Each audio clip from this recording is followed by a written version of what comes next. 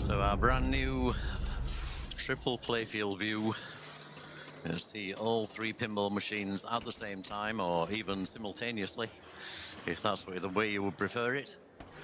And we are going to be seeing Farfalla, absolutely gorgeous artwork on this machine.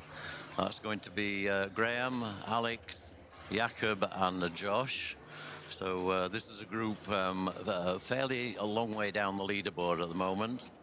Then you've got Viggo, Johannes, Colin McAlpine and Gregory. Obviously that is a group at the top of their game.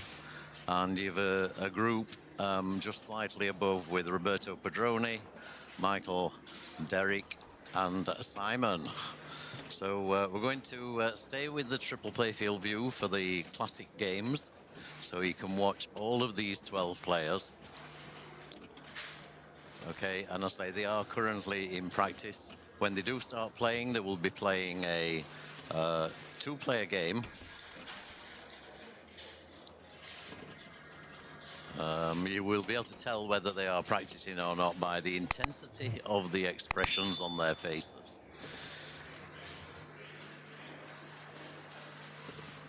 So Farfalla is a really unusual machine in that it has these little mini flippers on the out lanes.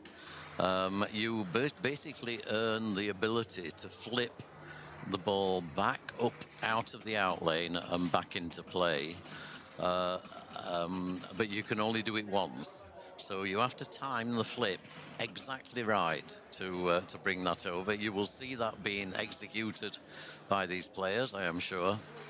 The game I'm sure most people are going to be focused on is this one. Viggo, Johannes, Colin and Gregory. And they're playing a wonderful game called Blackout. So we know we're going to see some awesome pinball on there. And we are going to see Flash, ruler of the universe. Can't help singing that whenever anybody puts Flash on the stream. And Roberto there from Italia. Okay, can I go have the score? How the scores work? Absolutely. There are 3 games being played in this round. They play an old game, which is what you're seeing at the moment. They then play a mid-range game, which will be something like Dirty Harry, Scared Stiff, somewhere around about that. And then they move to a new machine, which is a newer Stern, like Godzilla or King Kong or whatever. And in each game, it is 7, 5, 3, 1 scoring. So the winner gets 7, second place gets 5, etc. So there are a potential of 21 points. If you win all 3 games, you can get 7 points times 3, 21 points, in order to move you above that all-important cut line. This is the last chance for some of these players. They need to really perform in this round if they're going to survive. A lot of people need to keep up at the top of the leaderboard. They can't take the foot off the gas. They have to keep playing. So everybody has a target, but some people will achieve that target. Some people will unfortunately fail and be not progressing through to the playoffs. The top 32 players go through. The top 8 get a bye, and I think that the next 16 get a bye. So there's a double bye and a single bye system. That will all become clear a little bit later. For the time being, just enjoy the play. You're going to see some awesome pinball on all of these 3 tables. And the cameras at the back here basically show the score most of the time, and then occasionally flick over to show you which player is behind that score camera. So it's actually not too difficult to follow this. So people tend to just pick a machine and follow that. So let's take Johannes. Johannes, I believe, is still in practice at the moment. So there's going to be no drama here. What we need to do is watch out for one of these games actually starting. Looks like Farfalla is pretty close, I would say.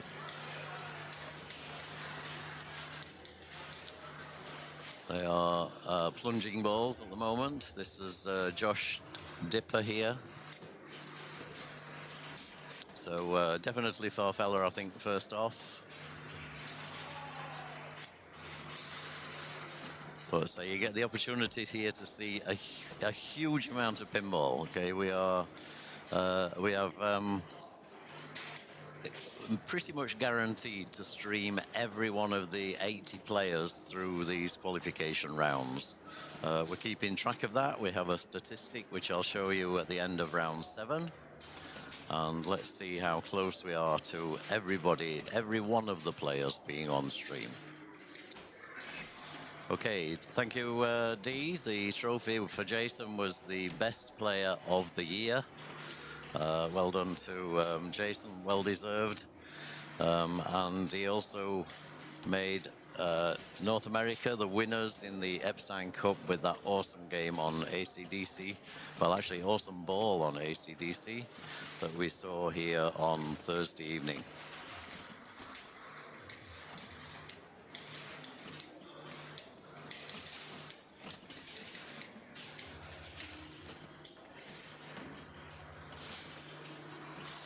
Blackout looked real.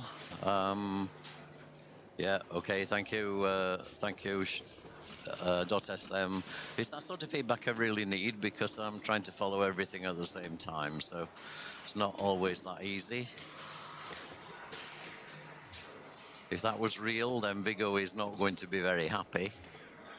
So that's the plunge ball, and Vigo there on 148.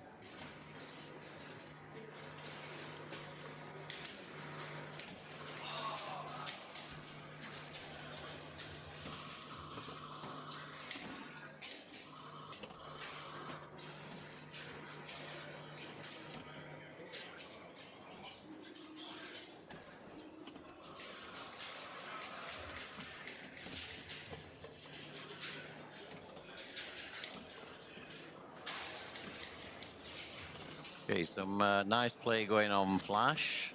Oh, and a bit of a fumble there. That was Michael.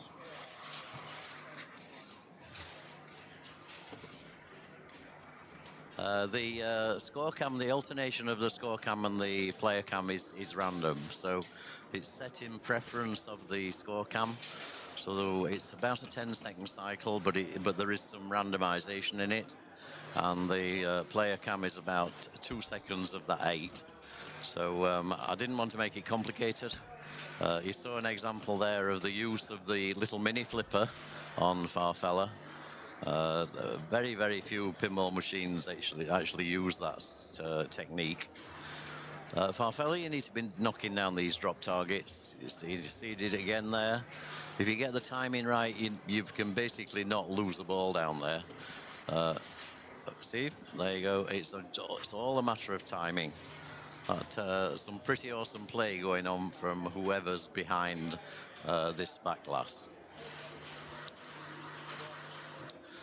In the playoffs, we are planning to use the double playfield view, not the triple. So the idea is we will follow 2 groups. So again, you will get to see lots of pinball action. Not going to be that easy to commentate on, but you know we're getting better at this, I think.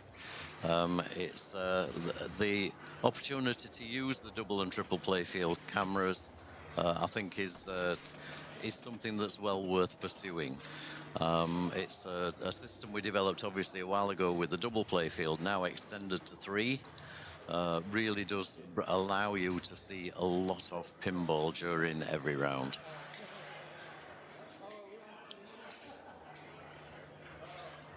High pitch whine every 30 seconds or so. Okay, let me turn something down. Okay, just in the meantime, I'm going to bring in a fan zone.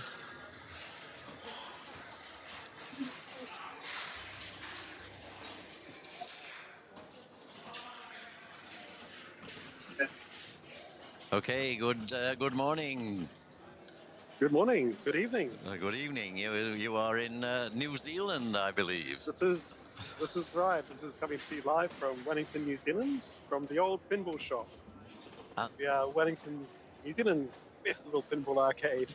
Okay, and you're obviously here to cheer on Josh and Tyler. Josh and Tyler, yes, yep, they are regulars here. Every time the family comes down to Wellington, we see a lot of them. But, they do a lot of work with Hawke's Bay Pinball to really promote pinball in the area, and awesome. do a lot of yes. So here you are. You are actually on the World Championships. So you are joining us live here in Austria in Badendorf.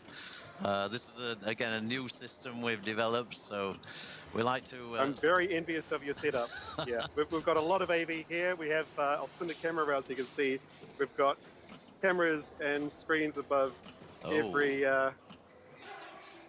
game. That's nice. That's nice.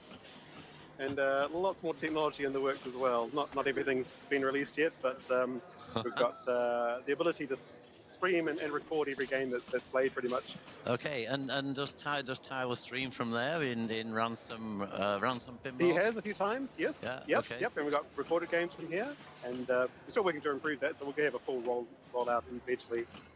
Okay, I mean, Ransom, well, obviously I got to know Tyler when he was here 2 years ago in Germany, and, you know, such a mature young man, and he's now 2 years older. It's like awesome. Yeah. He's been a wonderful ambassador for the sport. We're really proud of him, and we're all egging him on. So look, I know all of the people from that part of the hemisphere. Do people from New Zealand talk to people from Australia, or is there like a no, mate, we don't want to know what. Yeah. Okay. So we have a very healthy relationship with the Aussies. They're a small offshore island off the west coast of New Zealand, so we look after them like our little brother. They actually have the Southern Hemisphere Championships coming up end of the year, or beginning next year, I think, in Perth. So a whole bunch of our regulars are already making plans to head over the ditch for that. That's awesome. And do you do commentary during streams? I will be. I haven't been doing that much lately. I'm still working on the AV setup here. I've recently added SDI video switching to all the cameras, so we can get a very fast and very clean feed from each stream. Yeah, whereas previously we were relying on IP cameras, which didn't really fit the bill. Yeah. So we'll be having some pretty improved setups coming very soon. Okay, I mean, Tyler knows our setup pretty well, so if you want any tips, let me know. And I'm taking notes. No, this three playfield system is I think pretty awesome. It sort of blows people's minds a bit, but it's running so smoothly, and there's no frame loss that I can see. So you've done very, very well. Yeah, congratulations. Thank you very much. Okay, so all right, we'll ring off at that point. Let the guys concentrate on the games. I wanted to bring you in now because it's getting a bit late in New Zealand. So very much appreciate you joining the fan zone. So all the best from the old pinball shop. Okay, thank you very much for give us watching. A big wave. I'll put you on the big screen. Just hang on a second. Okay. So thanks very much to the Pinball Bar over in New Zealand. Yep. Absolutely. The old pinball shop. The old pinball shop. Yeah. Oh, YOPs. Okay. All right. Take care. Yep. All the best. Cheerio. Thank you. Cheers now. Bye-bye. Bye.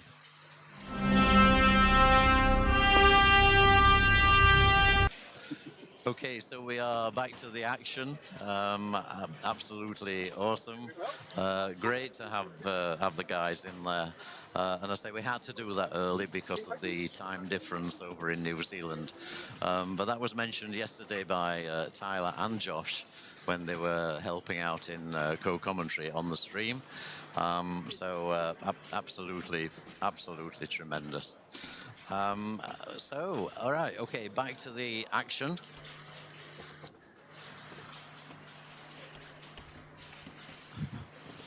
There, dear.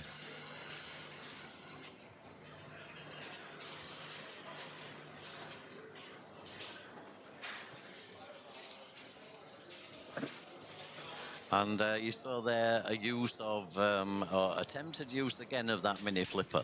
You really, really do have to get that the timing of that has to be absolutely perfect.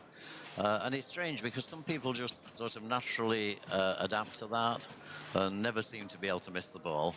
I personally, I'm a hater of anything additional on a pinball machine, so magna saves, action buttons, all that sort of thing.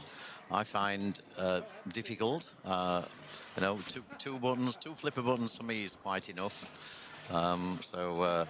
But say others just adapt to them like duck to water. So.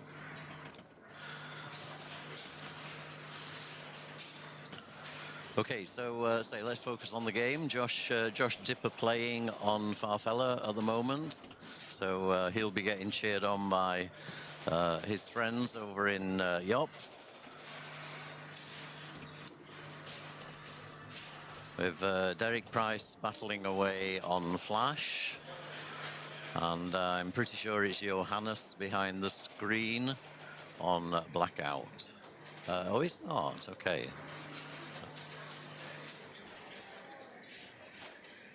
Okay, so this is Gregory. So they are already on their second game. That's been pretty quick.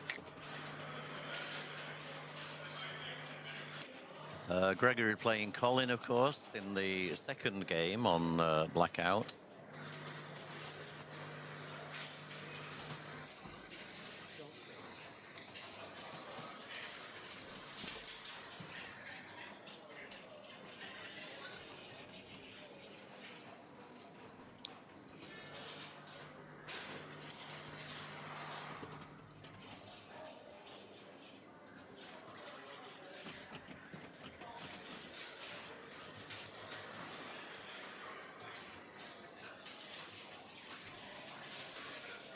Okay, so rig 1 has finished. We will go to double playfield view for the remaining 2 games. So now you can see the players all the time. So we have underscores all the time, which is an improvement. Absolutely great save there by Gregory. Greg, I guess.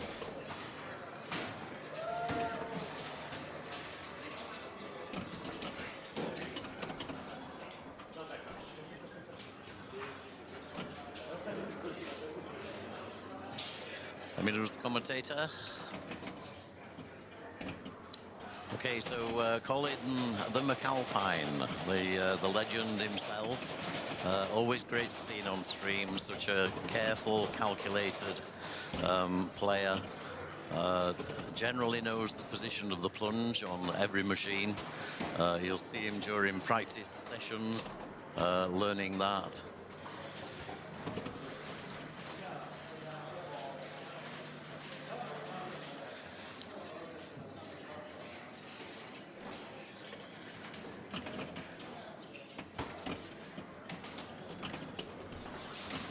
Okay, he's a very careful, controlled player, Colin. He's actually really, really nice to watch.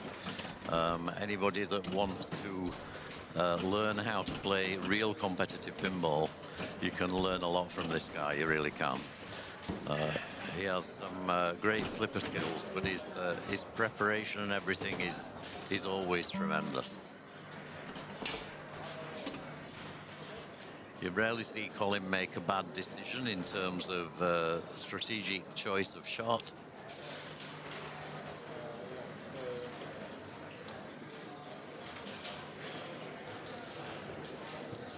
Okay, and looks like the game on Flash has now finished, so let's go to single playfield on number 2. We'll keep an eye on the other rigs and see if there's any play going on, which there is. So let's go to 1 and 2. Okay, and we bring in the wonderful Whirlwind. Okay, and all right, I need to do a bit of behind the scenes work. Just give me a second.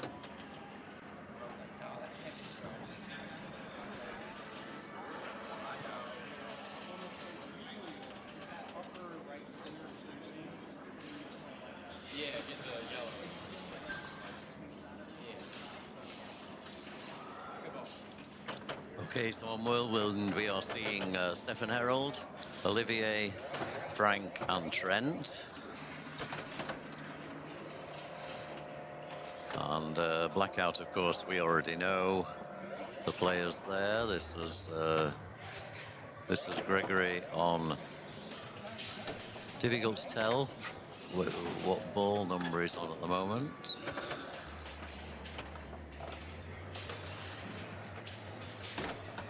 Oh, and that was another great save. Absolutely great save on Blackout. That's the difference between these players. They don't believe they're going to lose the ball. So ball 2 on Blackout. Thank you very much, Kaylee.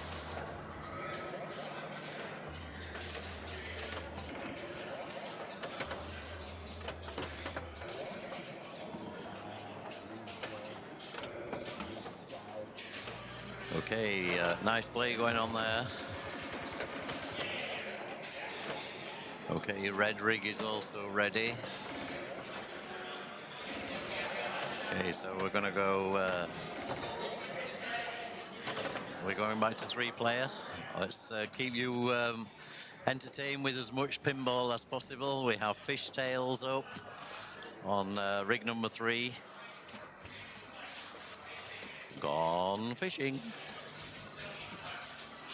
Fishtails was my second ever pinball machine.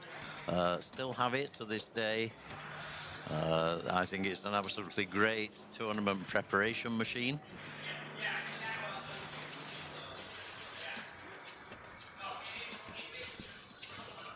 Practice going on there at the moment, so again, don't worry, that's not real play.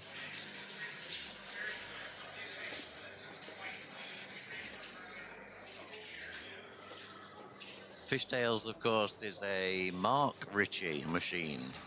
Brother of Steve, made some really amazing machines. Fishtail, one of my favorites. And I know it's in tournaments a lot. People see it regularly.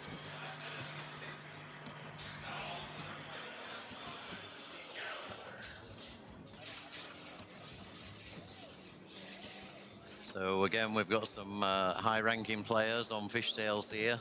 We've got Luke, we've got Will, we've got Sterling and Marcus. And Marcus Ramsner, I know, was one person that we haven't streamed yet. So Dina is strategically picking these games so that we complete the 80 streamed players during qualification. Pretty awesome.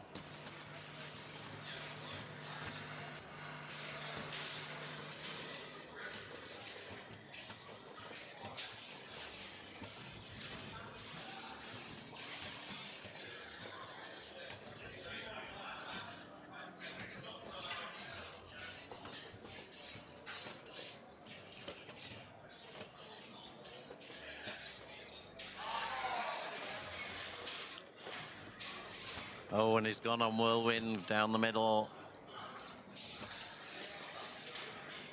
Whirlwind is one of those machines that everybody knows how to play, but whether the machine lets you play is a completely different story.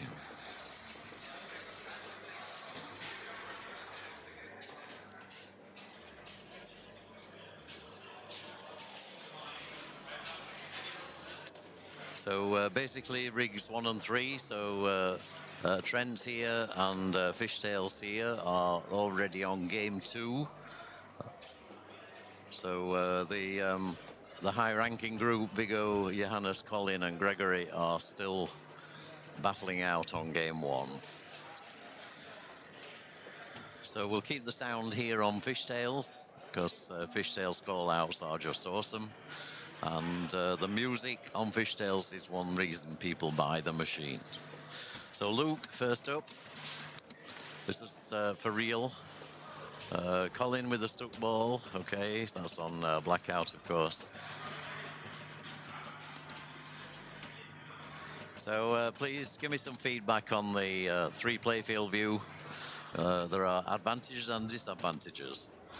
Luke managed to get a very lucky lock there on Fishtails, but you'll take it. That's actually really, really nice play. There's no ball save on this machine, or probably a second.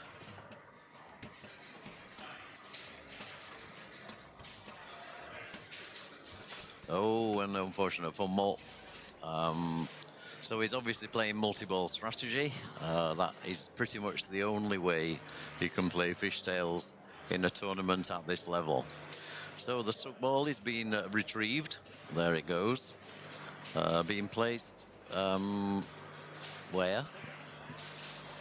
I don't think he put the ball back then. Okay.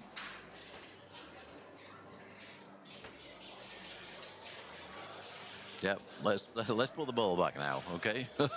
So ball either on the right flipper or in the shooter lane, I would say. Anyway, let the techs work on Blackout. We will focus. Okay, so just adjusting the drop targets here as well. I'm not sure whether that should actually be done.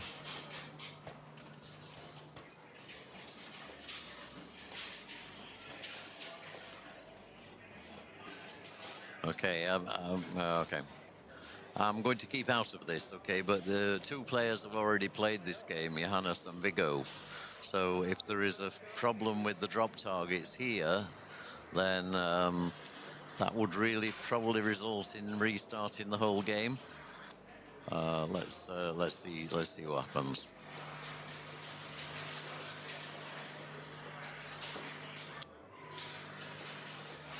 He just gave a ton of points to Colin. Okay, so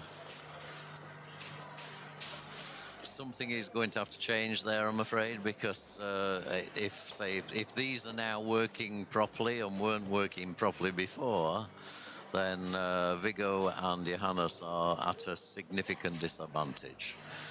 So let's see what happens.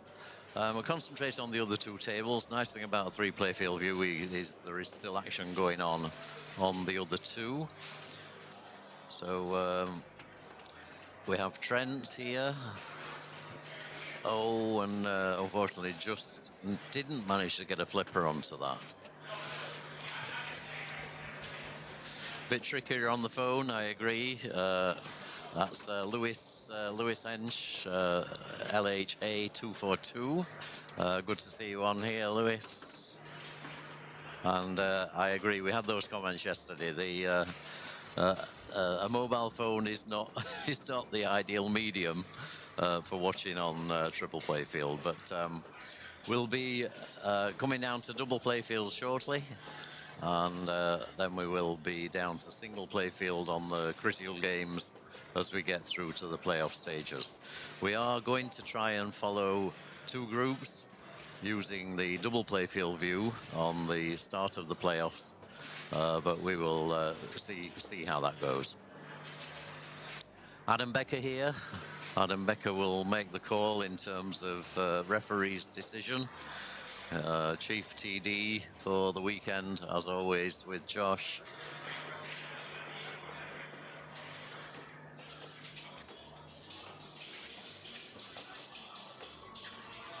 So welcome to those who've just joined. A number of viewers continues to rise, of course, and will continue through the day.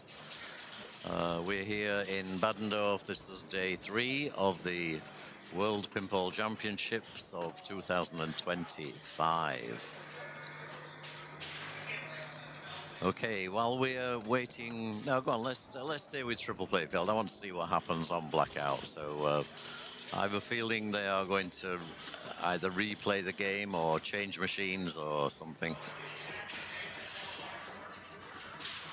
But Adam basically is trying to work out whether the problem is repeatable. If it is repeatable, then it will be classed as a major malfunction. Otherwise, it will be a minor malfunction. The players will be told to play on.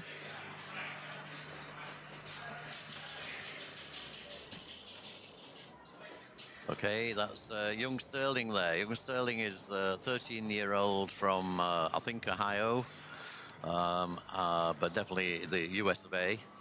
And 13 years old and playing in a world championship is a pretty awesome achievement. So, yeah. And he's up on 79 points. I mean, that's, you know, he's not only playing in a world championship, he's contending here. Yeah. Okay, that was unfortunate there. Virtually no ball save at all on Fishtails.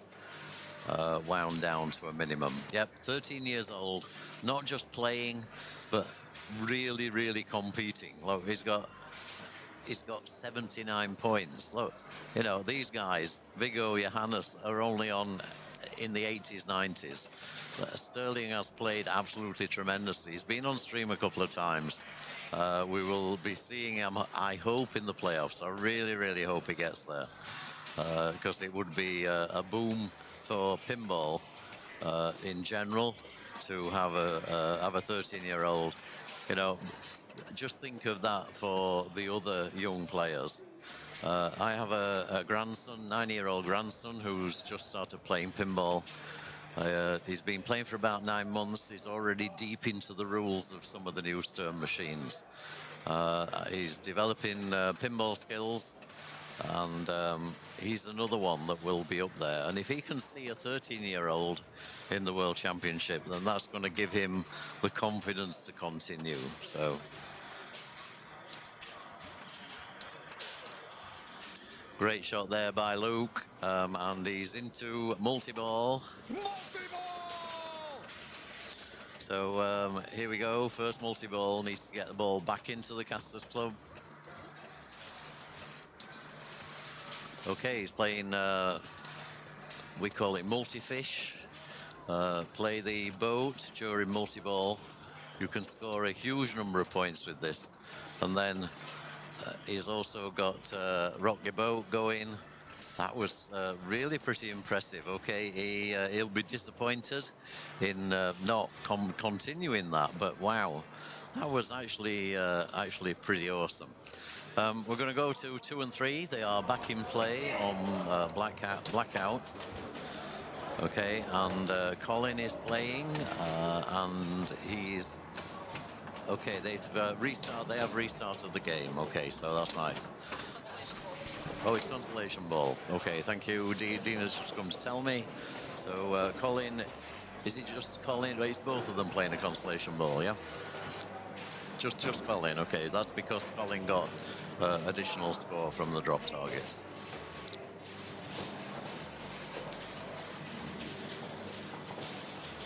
Okay, Greg played his ball 3. Thank you. So Colin gets this ball to add to his score, and that will be the end of that first game. Okay, Colin not happy there. He just tipped the ball out. So that is the end of Blackout. Let's go to rig number 3, and we'll watch some action from Fishtails on single player view. It's actually quite nice to come back to this from time to time. This is young Sterling. Okay, so the guy we were talking about a couple of minutes ago, 13 years old, not just playing, but really competing in this World Championship here in Badendorf in Austria.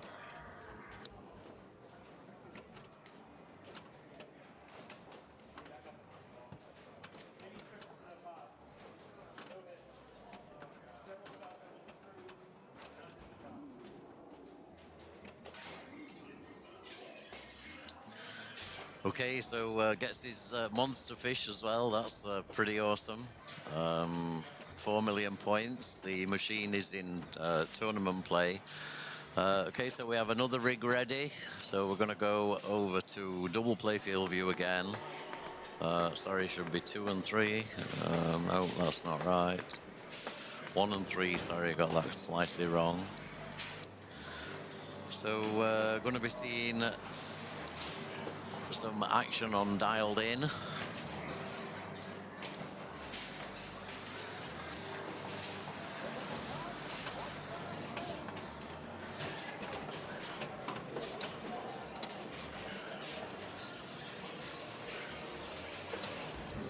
Okay, so this is Marcus. Oh, wow. That was, It like saved it. It got the ball back, and then he just lost it again. That was so sad. That was so sad. Okay, I'm going to switch back over to Fishtails on its own again. I think rig number 3. Okay, we're not quite ready for setup on dialed in yet. I'll keep an eye on the rigs as we go through here.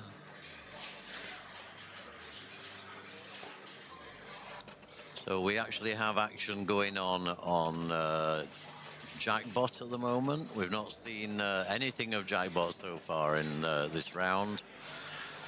So, okay, he's got that shot. Luke has got that shot off to an absolute tee, and it's such a satisfying, lock shot when you can get that reliably off the plunge.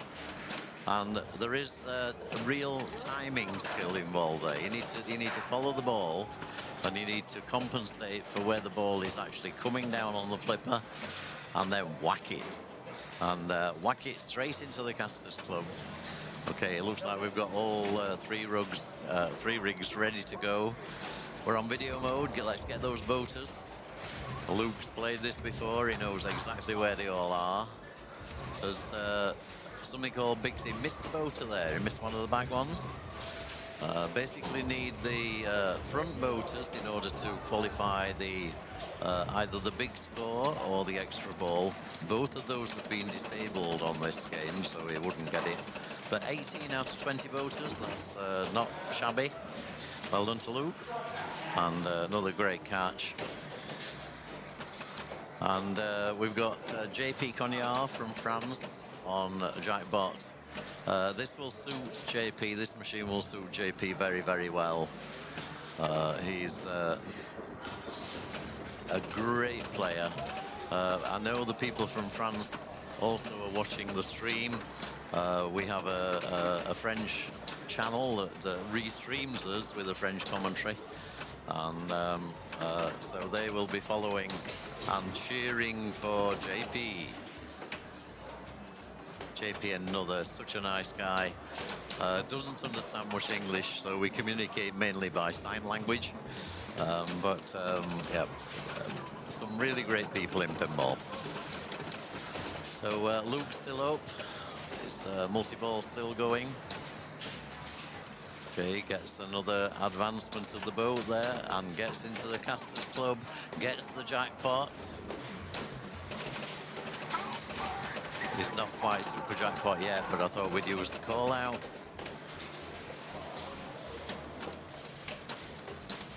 Oh, and just a little bit of a fumble there, but okay, he actually manages to open the Casters Club with that shot. Unfortunately, just lost the ball down the out lane. But great score there from Luke. So 162 million points. In a tournament of this caliber, that's not bad. That's okay. It's not the best score, but it's not a bad score. Long cast, absolutely pass around the ball no matter what was on multi-ball. Are they line-in flippers? Yes, I'm pretty sure they are. They look like line-in flippers. And I think Fishtails, you can tell. I think it looks just naturally wrong if it's not line-in flippers. Oh, and that was a drain. And a tilt from Will Jarvis. We've got Roy Wills stepping up on Jackbot. So Balint unfortunately tilts. Yeah, come on Sterling, go, go, go, go, go. It's currently in second place with 44 million. And that's basically a monster fish. So, you know, you can play the safe strategy on Fishtails and stick with monster fish all day.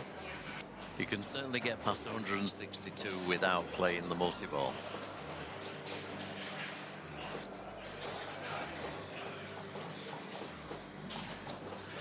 Of course, friends is watching. Okay, let's do... Viva la France! Cheers, Frank. Good to know you're on here. 3 monster fish would catch Luke. I actually have this discussion with Paul Englert. Paul Englert's not just a great German pinball player, but he's a good friend, and he comes into co-commentary when he's not winning the tournaments, which is not that often. But we used to spend more time with him in commentary when he was becoming one of the best players in the world. And one of the machines we love to commentate on together is this one. And his view on Fishtails is if you play monster fish strategy, you've actually already lost the game.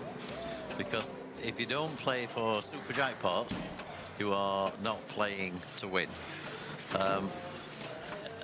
Clearly, that strategy can be disproved, and often is, and particularly in a 4-player game. Okay, but you see here, he's got one more shot. That's monster fish ready. He takes the monster fish at 30 million. So you know he's now going to be over 100. He gets another advance of the captive ball, so he's got video mode lit. If he takes video mode, he can get another maybe 40 million. Okay, he qualifies it. Take the video mode straight back to monster fish, and you know, this is just what you call grinding it out. Yeah. So awesome. He's actually on fire. I mean, this is really, really tremendous play. Backing control. Okay, gets the monster fish at 34 million. I think he'll now be in the lead, and he's got the video mode. Okay, he missed a boater there. The back boats count more, but say the front boats are important. If you're playing this at home or on arcade, the front boaters are what give you the extra ball. So if you don't hit enough of the front boaters, you don't get the extra ball lit. 14 boats, that's fine. Let's see what his score is, 147. So he's not quite there yet. So, okay, what's he doing? Straight back to monster fish.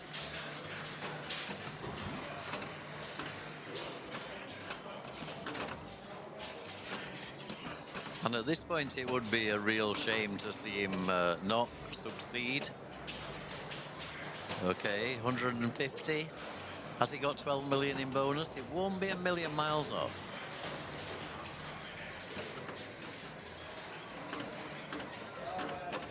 So captive ball's not actually doing anything for him at the moment because he doesn't have the captive ball lit. But a couple of long casts.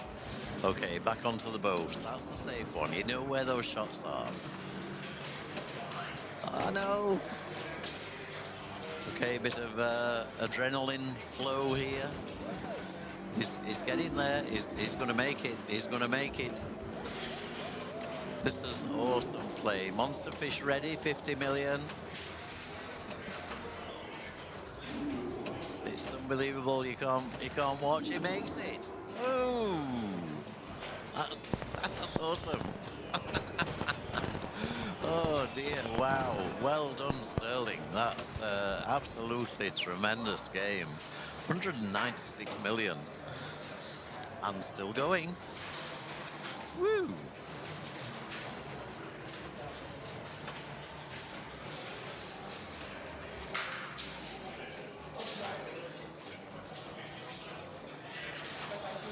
Okay, so I think he's just composing himself now. Okay, what shall I do next? He could do with, if he's going to stick with monster fish, he could probably do with rock the boat. So therefore, having said that, he's got 50 million for the next monster fish. That is absolutely great. That is showing not just the sign of a champion, but that is real maturity. To come back from a position where he knew he needed at least a couple of monster fish, and he finishes on just over 200 million points. That was awesome. Okay, so hi to Amiga. I think, Amiga, you're also on the other side, the opposite hemisphere. Is that correct? You were in yesterday when we had Deborah in on stream. I remember you two chatting together. So, yeah.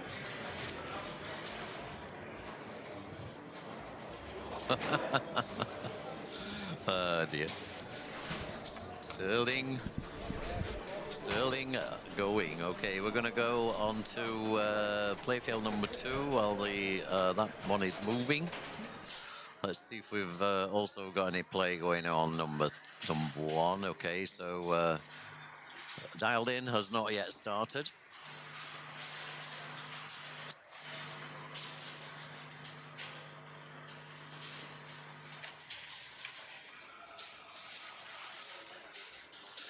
So JP in multiball in jackpot. Okay, now out of it, but he gets the grace period jackpot and is on 500 million points. So doing okay here. Not 5 million is not the best score ever, but it's not too shabby. And the French guys will obviously be cheering for JP.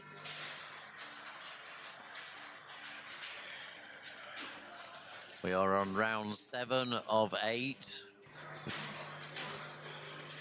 of the qualification stage of this World Championship Pinball.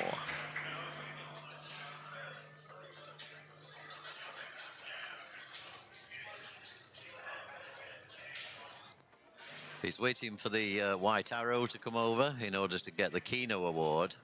If you're going to make that shot to the visor, then taking the Keno makes it worth a few more points.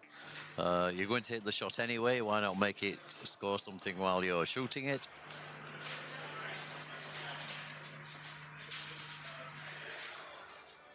So we got, I think 3 or 4 Keno arrows there from that completion. Pretty awesome play here. And you can see how he plays. He's sort of very, very nimble. He's he jumps about on his feet in order to get himself in that best position. He's working his way to the next multi-ball.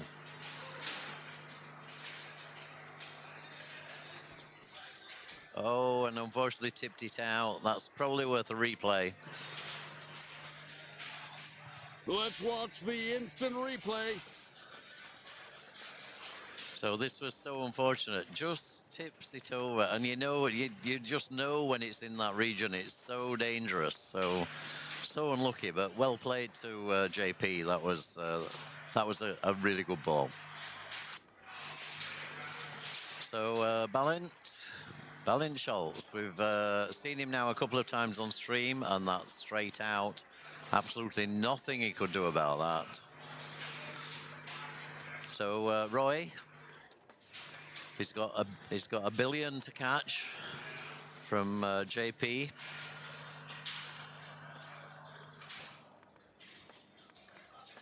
Correct taxi. You get random old, mid, and new. It's drawn by match play algorithms. Pick out the machines for all of the players and all of the groups.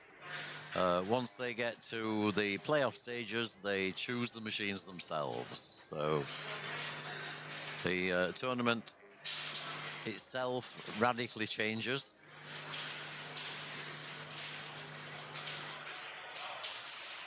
Oh no, we can't believe it.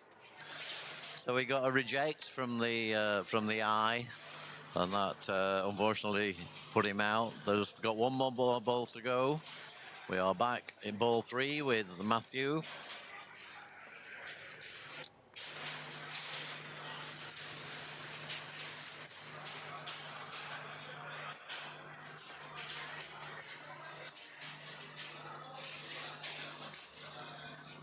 Okay, nails the right eye.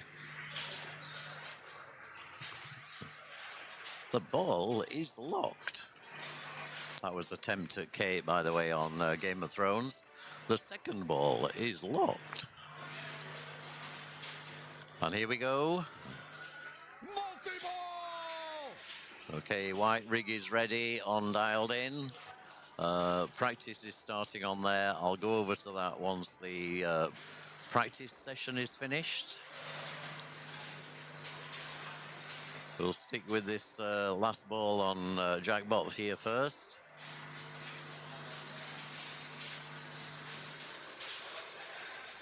Okay, did he get a Jackbot? I think he did. So I don't think no restart available.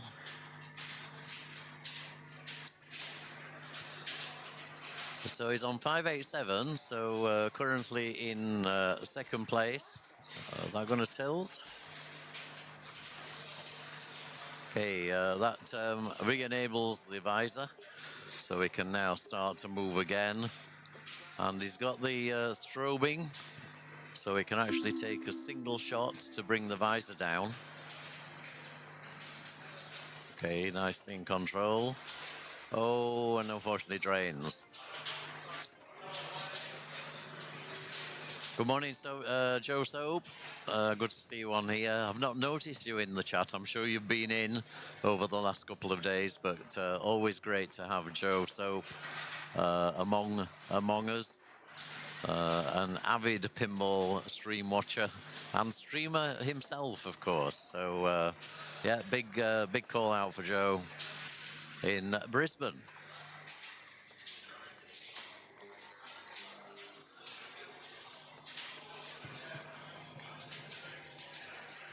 Okay, and if you've not seen our 3 playfield view yet, Joe, you have a treat in store. If you have seen it, would appreciate your feedback. You are a very, very experienced streaming expert.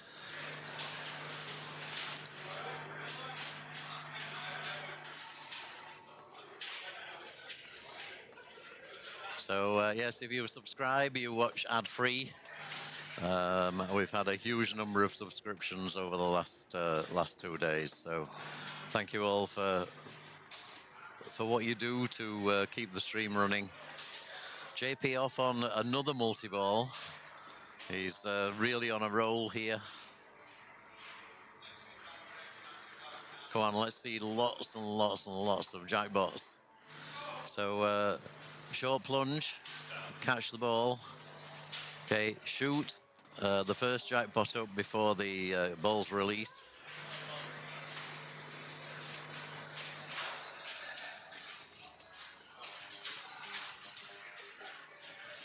Okay, and that I think is end of multi-ball.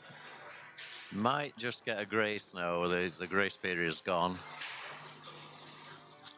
Straight back into the eye, but that will just reject. Needs to go around the ramp. And unfortunately out, but well played to JP.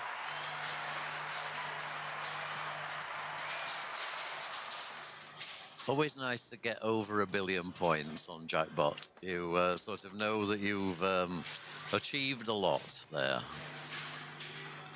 So Balint had a house ball, ball 2. Really needs to come back here. He's in practice. Finish practice. Still in practice. Okay. All right. Can you flash me when they come out of practice? Yep.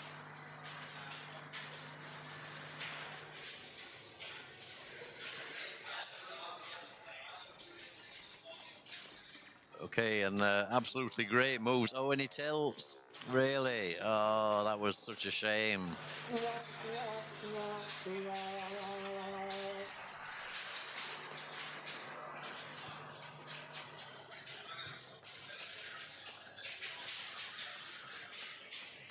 So we're going to bring you some dialed in action very shortly. So another group to follow, that's going to be Cesar, Arno, Nate and Andre. We're currently on practice on dialed in. So let's watch the last ball on Jackbot from Roy Wills from the Netherlands.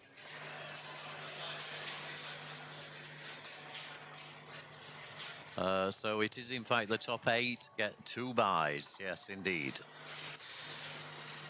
The next 8 get 1 buy. That's correct. 1 buy is important. 2 buys, you know, you're already up in the money. So yeah, we'll explain the rules as we get to the into the later stages of round 8. Oh, and nothing at all that Roy could do about that. So JP Cognard takes the win. Viva la France! So well done. Well done to JP. We love him. We really, really do. We are going to go over to Dialed In.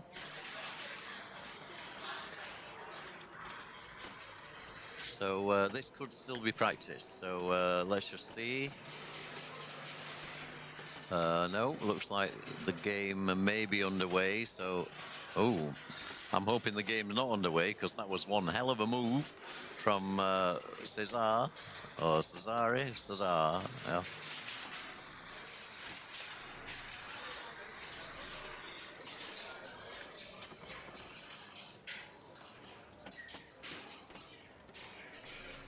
He's sort of playing a bit like this is practice, but it can't be practice because he is player 1.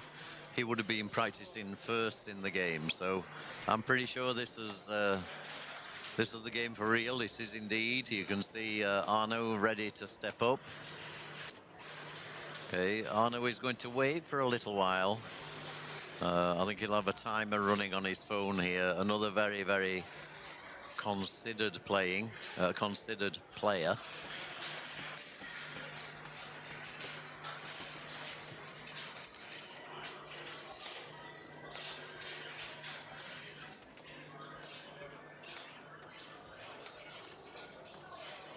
So he gets the skill shot. Nice measured plunge. Okay. Dialed In, Jersey Jack machine, of course. One which is actually nice to be seen in tournaments. It's a, I call it the Jersey Jack Stern. It's a machine which is very much unlike the other Jersey Jacks. I love Jersey Jack machines. I just find in tournament they are difficult to follow and too many multi-balls and lots of different deep rules and things. But Dialed In, I think, is an exception, and it's proved over the years to be a very, very successful tournament machine.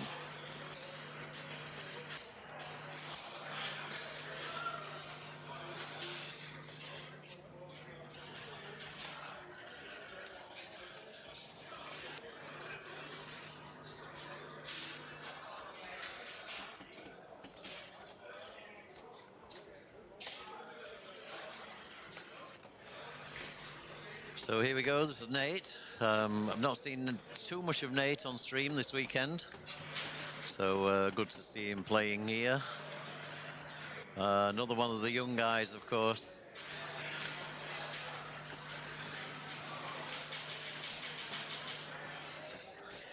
Anybody who knows which part of America Nate is from, feel free to post in. Probably a bit early, actually, for the Americans to be on stream. It's currently 11 o'clock here in Central Europe.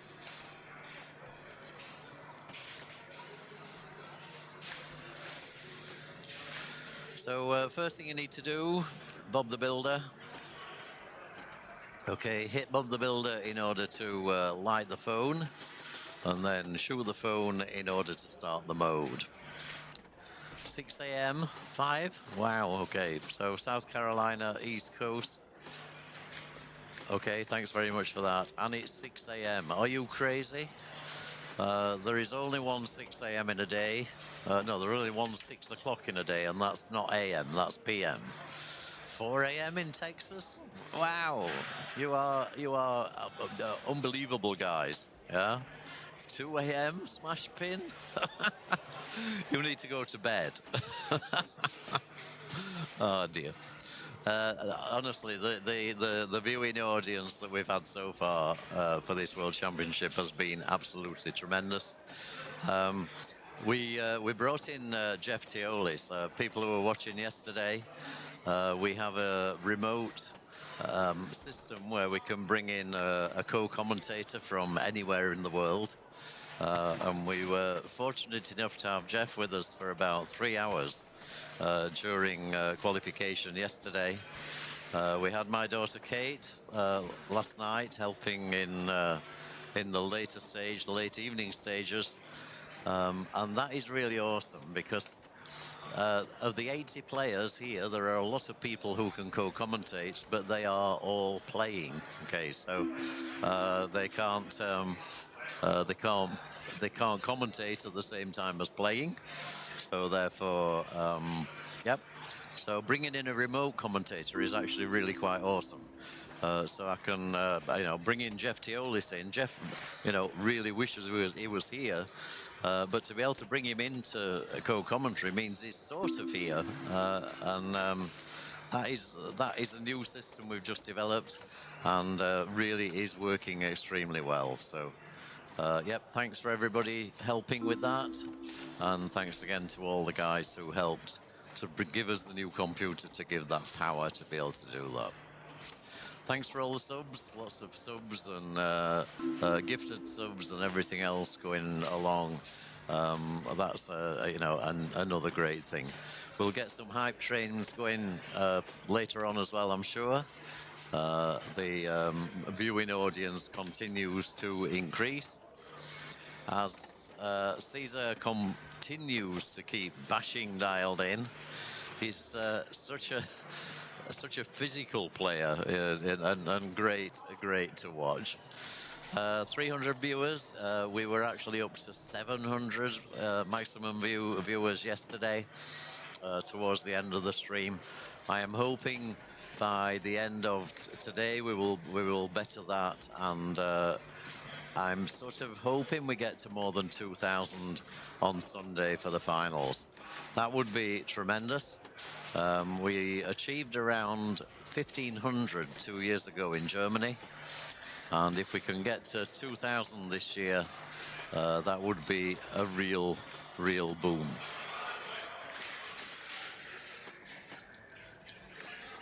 Okay, Dina's setting up for another rig, so we've got more action coming your way shortly. That was double drain by Cesar. That was sad, but good ball played. Well done. Yellow started practice. Yellow. Okay. Yeah. Next rig has started practice. Okay, and that is going to be on Foo Fighters. So we'll be going over to Foo Fighters very soon.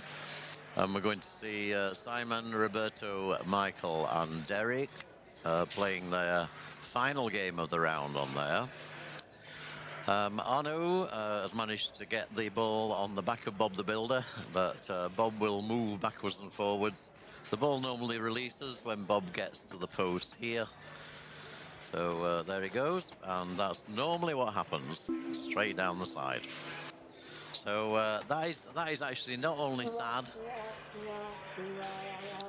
but actually also pretty scary, because it's just amazing how many times that happens, and absolutely nothing you can do about it.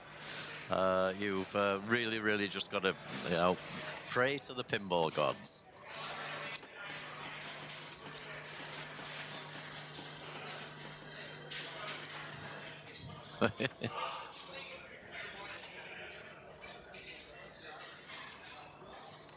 Right, okay, so Nate from South Carolina.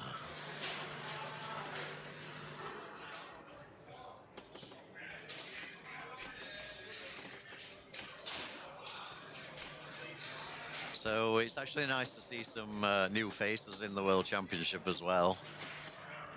We've some absolutely great players come across the pond over to America, and it's not an easy journey. I know a few people have taken advantage of doing some sightseeing, been to Italy, spent some time in wonderful Austria.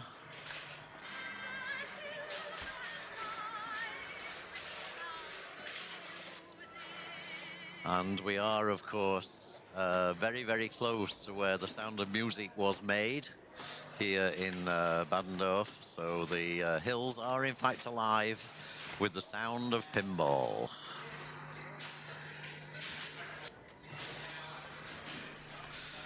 suggestion by one of the chatters yesterday that we should develop a Sound of Music pinball machine. So if somebody wants to have a word with Zach Sharp, who is here at the tournament desk, just give him that as an idea. And yeah, am I going to twirl around? Probably not. Dear. If we want to run a prediction in terms of whether I'm likely to spin round or not, then by all means, please go ahead.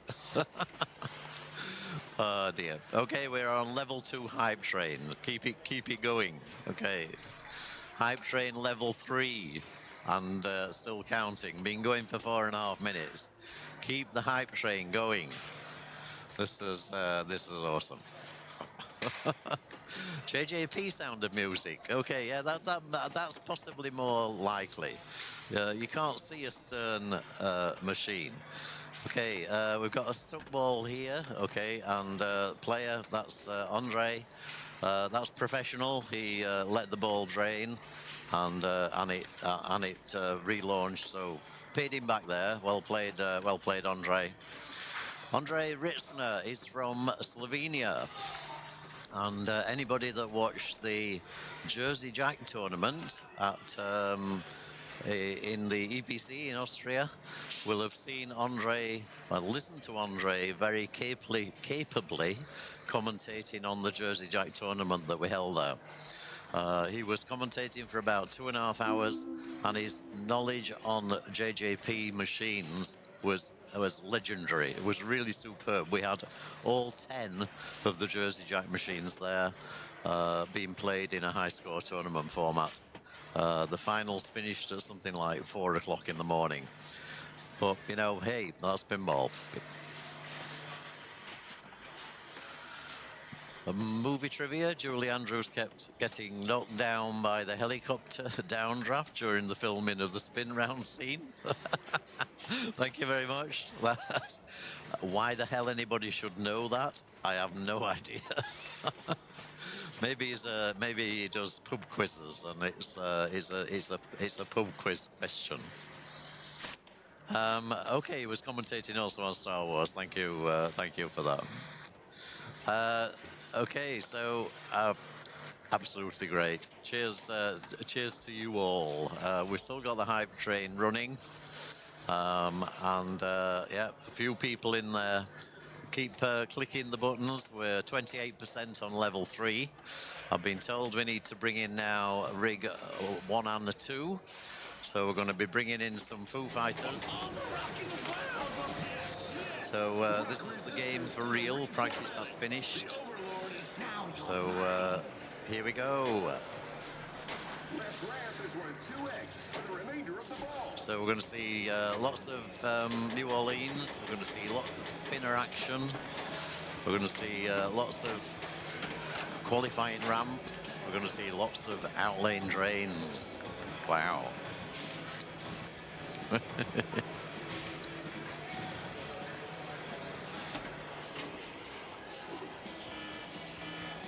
Okay, we have Roberto Padrone.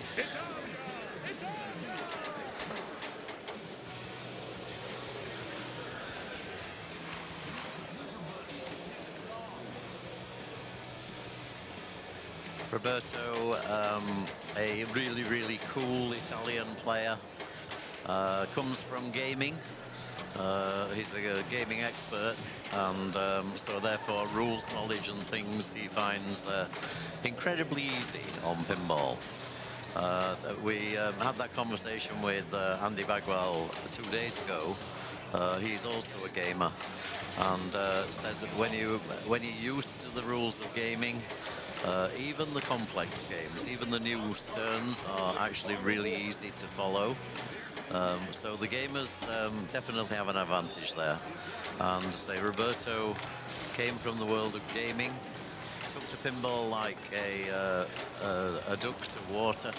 I was going to say a duck to the desert, because I like to insult people. But Roberto is again one of the nicest people in pinball you will ever wish to meet. His partner, Antonella, is also wonderful. We love her to bits. Would have been nice to see her here this weekend. So, hi to Antonella, if you're watching. You will be cheering on Roberto, I know, without any doubt.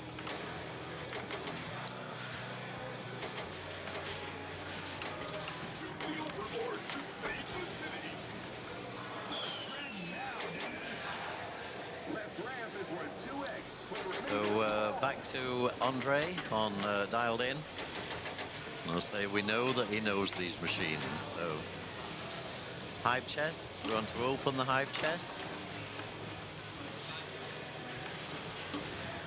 Okay, awesome. 8 subscriptions for opening the hype chest. I don't know whether I should have done that, but that was absolutely great. Thank you for that. So awesome. So we'll get another hype train going a little later. And again, thanks to all you guys for what you do in chat, in the stream, etc., etc. Okay, lock ball for Dialed In.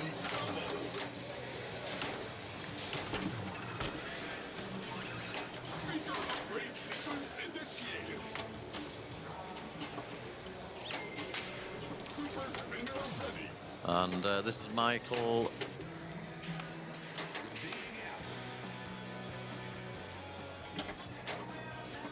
Going to Los Angeles.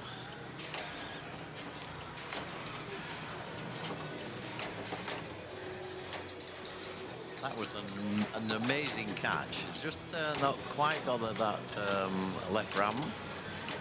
But this is really, really fast, exciting play.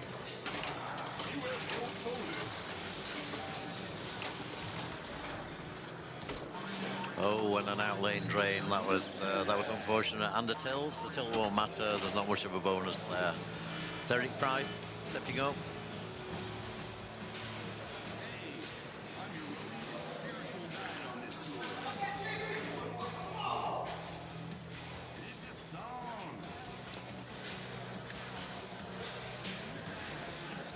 Okay, and that was a call out by Timber.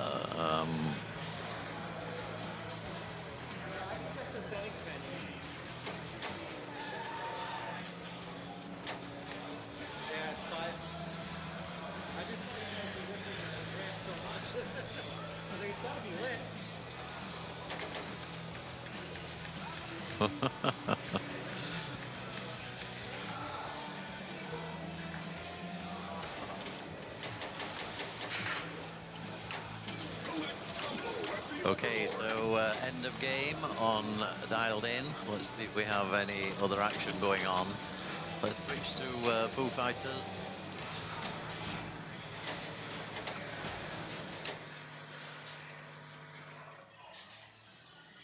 So let's see what this guy Derek can do. Yeah, no stranger to World Championships.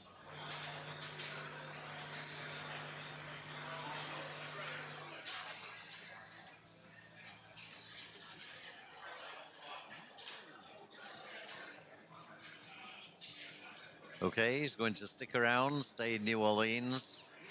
So spinners all day. Hit any shot, then the same shot again.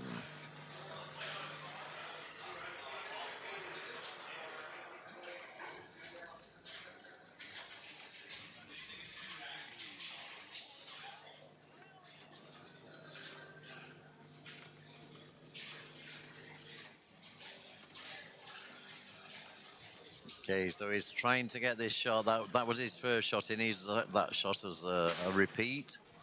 But in the meantime, progress a few other things. Wow, that was a danger.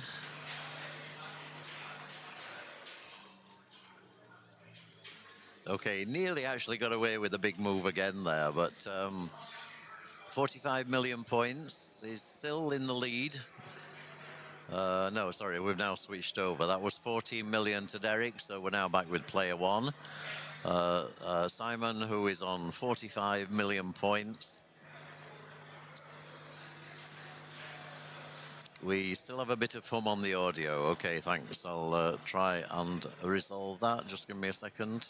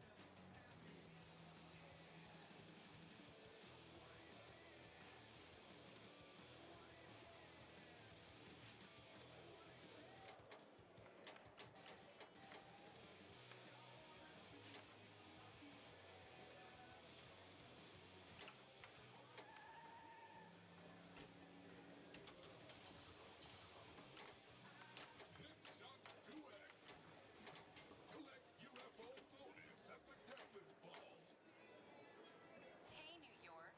The Overlord sent his bot storm to reformat our city.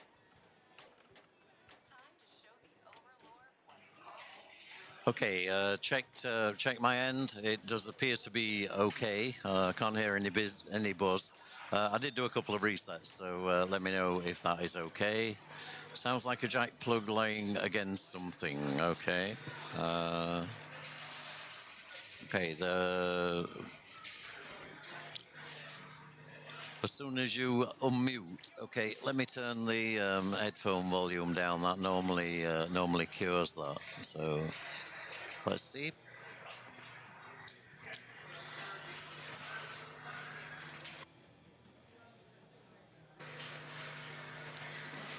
Okay, again, keep the feedback coming. I am going to be bringing in another co-commentator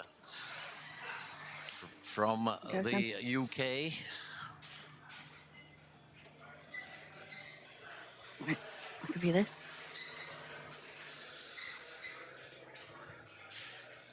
Yeah. Okay, so good morning to Sam.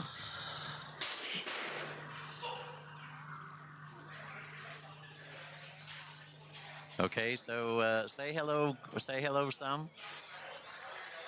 Okay. Hi. Okay, so this is Sam Rothwell Jackson. Okay, Sam is the son of Kate. Kate, of course, the female voice of Game of Thrones, and also my daughter. And this is young Sam. This is the young man I was talking about earlier. Sam, you started playing pinball about 9 months ago, yeah? Yeah, started when I was 5 again. And had a break when I was 6 and then came back. And your favorite machine? I think it would be Jurassic Park right now. Because you've just got a Jurassic Park, okay. But Sam, you also had a Foo Fighters not very long ago, yeah? Yeah. So do you want to tell us... And I still have it now. Do you want to tell us what these players are trying to do with Foo Fighters?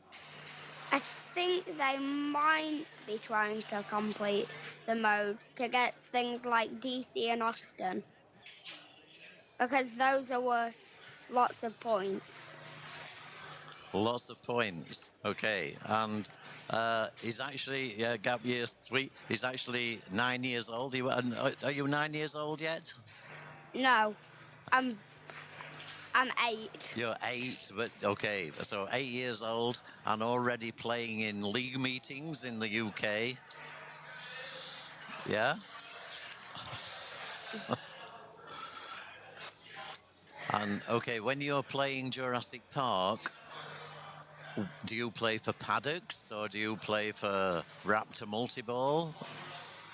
I start off with go the Brachiosaurus route and stick to the left to get to visitor centre the fastest way. To get to the visitor centre, and then which visitor centre mode do you choose?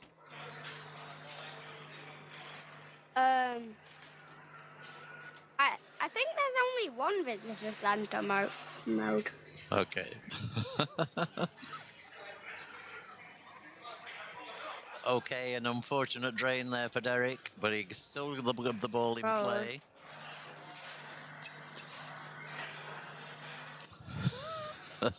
Hello. Could you put the playfield view on the Teams? Sorry. Because he's watching it on the TV, which is on a delay. Okay, so just a second.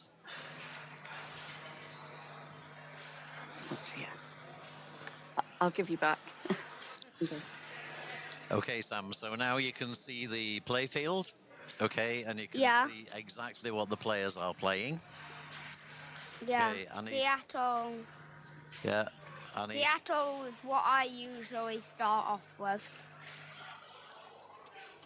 Okay, so... Unless I've got a multi-ball lit, I'd go with New Orleans. And New Orleans is, I think, the choice of every player, yeah. With a multi-ball with me because I can't really shoot things like the right ramp 2 times in a row. 2 times in a row, I know, and he's now out of multi-ball because this machine is set without any ball save. So when you start a multi-ball, you have no ball save, so you can't just keep hitting the ball away. Derek, we're getting really pumped up here. Nice to see. Real determination going on.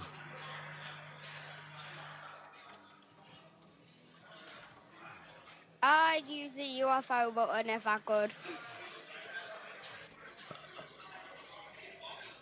Okay, so finishes on 32 million points there. What's your highest score on Foo Fighters, Sam? I think it's something like 300 million. 300 million. Like that. Yep.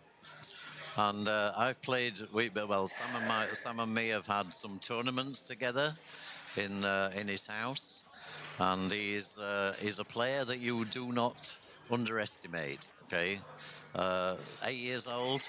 Another few years, you're going to see this guy in World Championships. Have you seen Sterling playing? Don't think so. Okay, Sterling is playing here. He is 13 years old. Okay, and he's doing really, really well in a World Championship.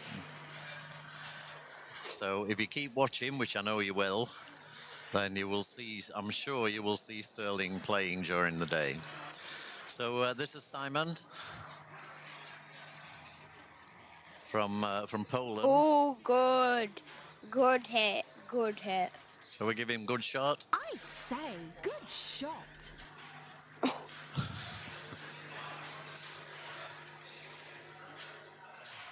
So what does this feel like to be commentating in the World Championship, Sam? I don't know. Oh dear. It's probably just normal. Yeah. Ah dear. It feels regular. I know you watch Grandad on stream many times, so you have seen us streaming a lot, yeah. Yeah.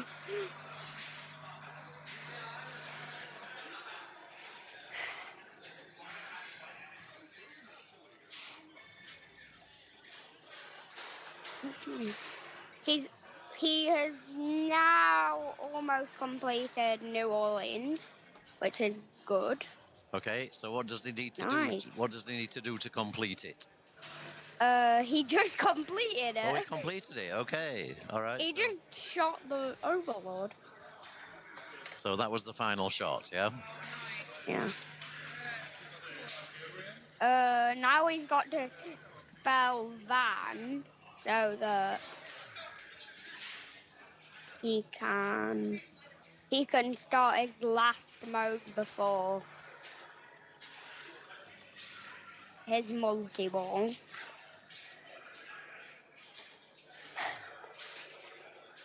Okay, so he's back in control. He's on 104 million points. Nice dig to keep the ball out of danger there. Yeah, nice save.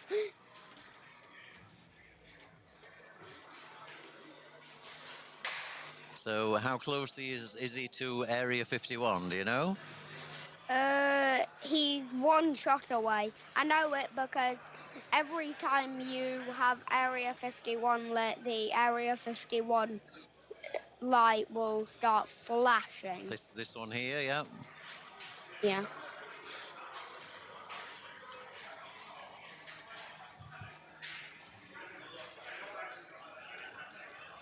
Oh, It's still got nice. the ball. Yeah.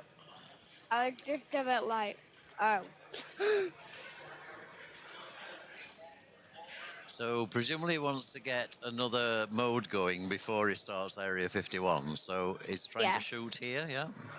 Yeah, but he's missing. So backhand? No? Oh, maybe not. Or maybe he starts the multi-ball by accident? Yeah, which I think is what happened. I don't think he intended to shoot that right ram there. I think that's Area 51. Yeah, that was probably. Yeah, I think that was by probably an accident. But at this stage of the game, maybe not a bad thing. Just get that multi-ball going, collect all the points.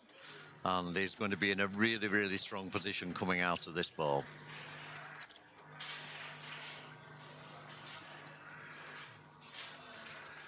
Nice.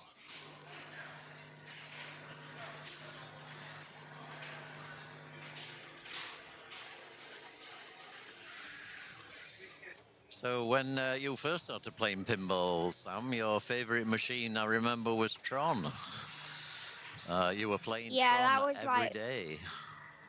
Yeah, until it broke and you could only play it like 5 times a day. Okay. And then it became, and then it was kind of.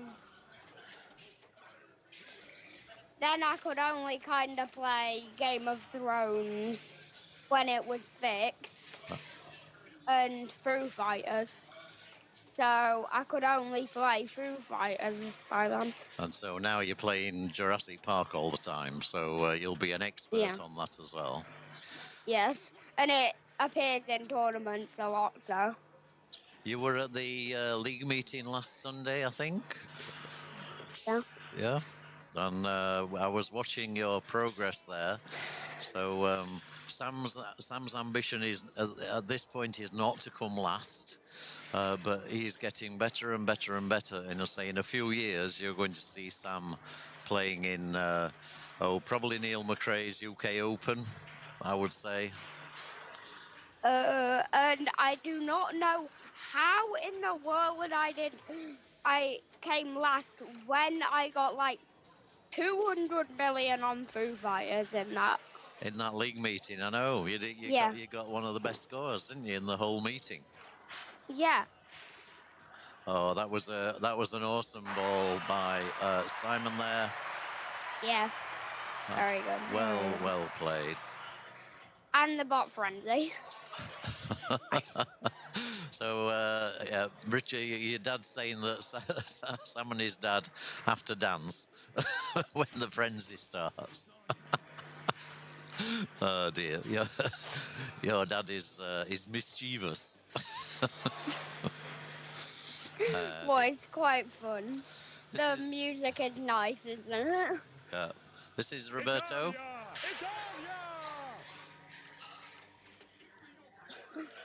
So, Roberto going... Ooh, New York. That's one that I usually go for second. Second choice? Oh, second city. Yeah, okay. Yeah.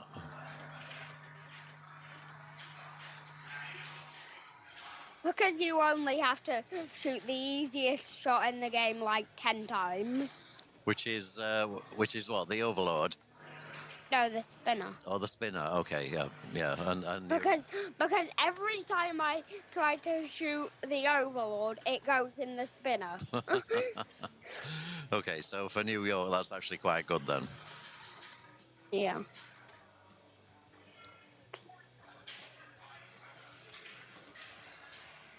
So it looks like Roberto is trying to shoot that left ram there. Well, I mean, he's in Area 51, which means he's got a better chance. And he just drained out of it. Oh, yeah. It's got the ball, Ooh, ball back. Oh, yeah, nice.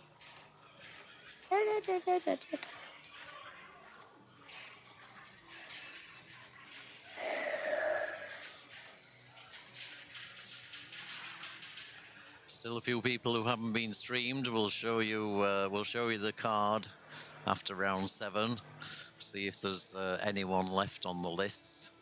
There are, I know, maybe still a few, but not many left to go.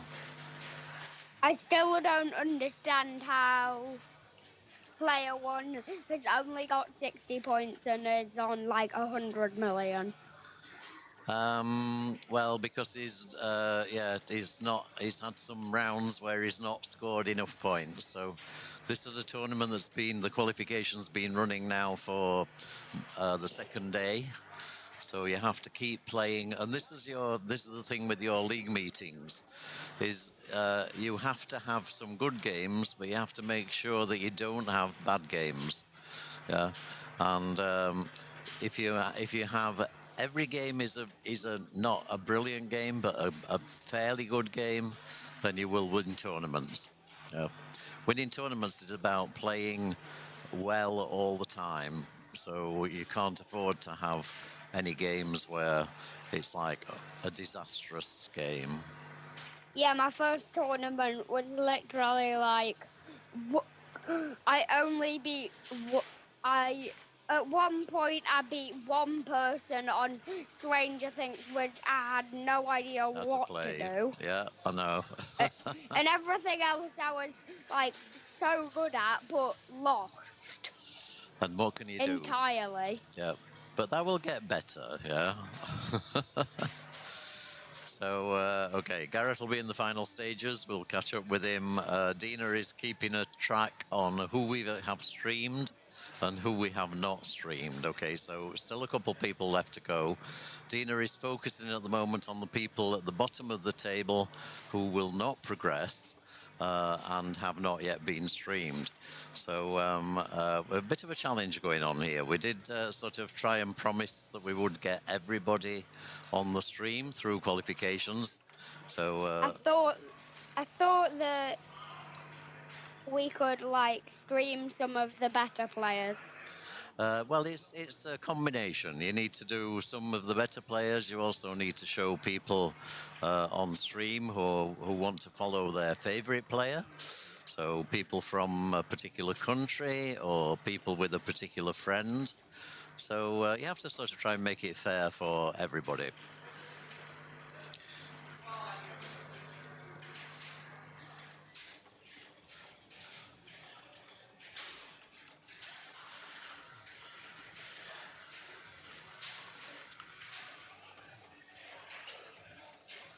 So all of the players actually managing to pull off a good ball on this.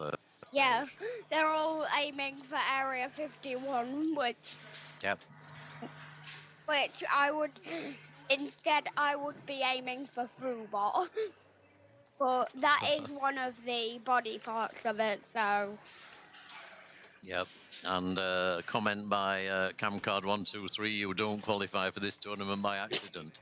That is absolutely true. You have to play incredibly good pinball for the whole year in order. Yeah, you're not gonna qualify for this on accident. One league meeting in Birmingham is not going to get you to the World Championship. So yeah. Or maybe one of your tournaments in your garage, Sam. Maybe we'll do a World Championship qualification tournament next time I come over to England. Yeah, just me, you, Mum, Dad, and Dina. Yeah. Yeah, maybe. that would be fun. Maybe somewhere like London, because that has lots of pinball. So, question from somebody in chat. Ask Sam if he has any favourite players to watch on stream or on YouTube. I think there's Papa Pinball, which is kind of where I learned from if I've not got the machine at home. Papa Pinball? Yeah, okay. Yeah. And on stream, I really like watching third best, second best, first best in the world on stream. Yep. I mean, they do some amazing saves. Dad taught me how to how they do stage flipping. So you're doing stage flipping. Okay, that's impressive. Yeah. Yeah, very important. Very important, but also very can be very dangerous at the depending where you are in the tournament. So I'm aiming on Jurassic Park right now. yeah, awesome. So okay, that's the end of game. So let's see the final scores. High score for player 2. High score 2. Nice. So, Player 1, high score 2. Imagine if it was player 2, high score 2. sorry, it's player 1, high score 2. So that's Simon. Well 2 done. 2. 262 million points. Well played. Any more? Yep. There is. New York champion as well. Player 2. Nice. I think that's player 2. Yeah, which is Roberto Padroni, as in Leo. So awesome. Okay, so we're going to have a slight break now in machines. I suggest probably a good time now to drop off, Sam. I'd like to thank you, though, very, very much for coming in to help on our stream today, because that has been really awesome. And I hope people watching at home, if they've got children, will take this as an example. Kate and Richard have been teaching Sam pinball now for just short of a year, and he's already doing stage flipping. Okay, so you can create your own little world champion to be. You just need to work on it. So thanks very much, Sam. Keep watching throughout the weekend. I'm sure you will. And I'm sure also we will have your mum also in the commentary at some point during the final stages. Okay? And I might be here tomorrow. Do you want to say hi to anybody, like Nana and Grandad or anybody while you're on here? No. No? That is awesome. Obviously, Mum can't hear what we're talking about at the moment, but that is really, really tremendous. Thank you so much, Sam. Okay, take care. I'm going to see you soon. We'll be over in England middle of July. Okay, take care. Bye-bye. Right, okay, so... Bye. Bye, Sam. Bye. Hello. Thanks very much, Kate. That was tremendous. That was really, thank really you. awesome. He will have absolutely loved doing that.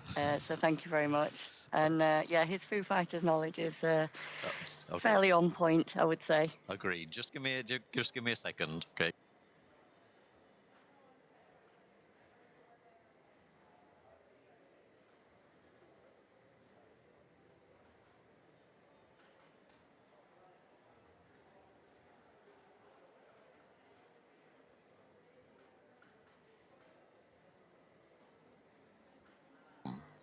Okay, all right. Just an update from Dina there. I'm going to bring us to side-by-side view so we can wave at each other. So, okay, so that was an update from Dina. There are very, very few games left in this round. We have got the rig is set up at the moment to catch one of the last games, which is on Kiss. Okay, that's on the red rig. So I'm going to go to the standings. Let's see where we are, because we are coming to that critical point, okay, where we really, really need to know who is around that cut point. So let's look at the ones up at the top. So safe, definitely. Anybody above 100 points, I reckon, is pretty safe, because they've got another 3 games to play, so they can't get less than 103. Okay, even if they lose the last 3 games. So Zach obviously through, Preston, Viggo and Johannes are still playing their games, so they're the ones that I think we're going to be coming into on that final game on Kiss. So I will stay with you from that. So all of these people up here are pretty safe. Okay.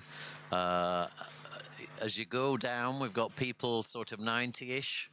Okay, I don't mean 90 years old, I mean 90 points. There are very, very few people 90 years old who are still playing. There are a few still commentating, but not many that are playing. And then as you work your way down here, you get to the cut line itself. Okay, so this is the critical area around here. Okay, so games are still in play. We need to let those work the way through before you can really make the call. Okay, but people around this area are really, really going to be dependent on this final round. Neil, Andy Foster is out. Okay, thanks for the information there. Good to see you on again this morning as well, Neil.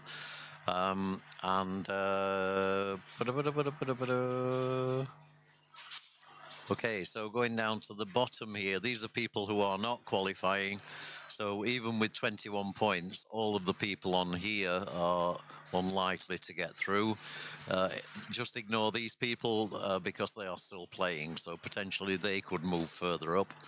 But a lot of people on here are now playing for position, okay, not playing to get through to the playoffs. Any comments, Kate? Only that so what Dee said about one group still being on game 2. So that is Jason Zala, Peter Anderson, Jason Werdrick, and Radar Spets. So they actually have the potential of getting an extra 14 points instead of only 7. Okay. So that's fairly key, I think. Yeah. Oh, and Peter Anderson down there, and of course, that would might give him the opportunity to move up. Okay. So the choice in following for the last round, we'll start off probably again with 3 playfields, but the 2 groups that we'll be following will be around the cut line. So we obviously are interested in people. If Daniele is around that cut line, then he will naturally fall into that group.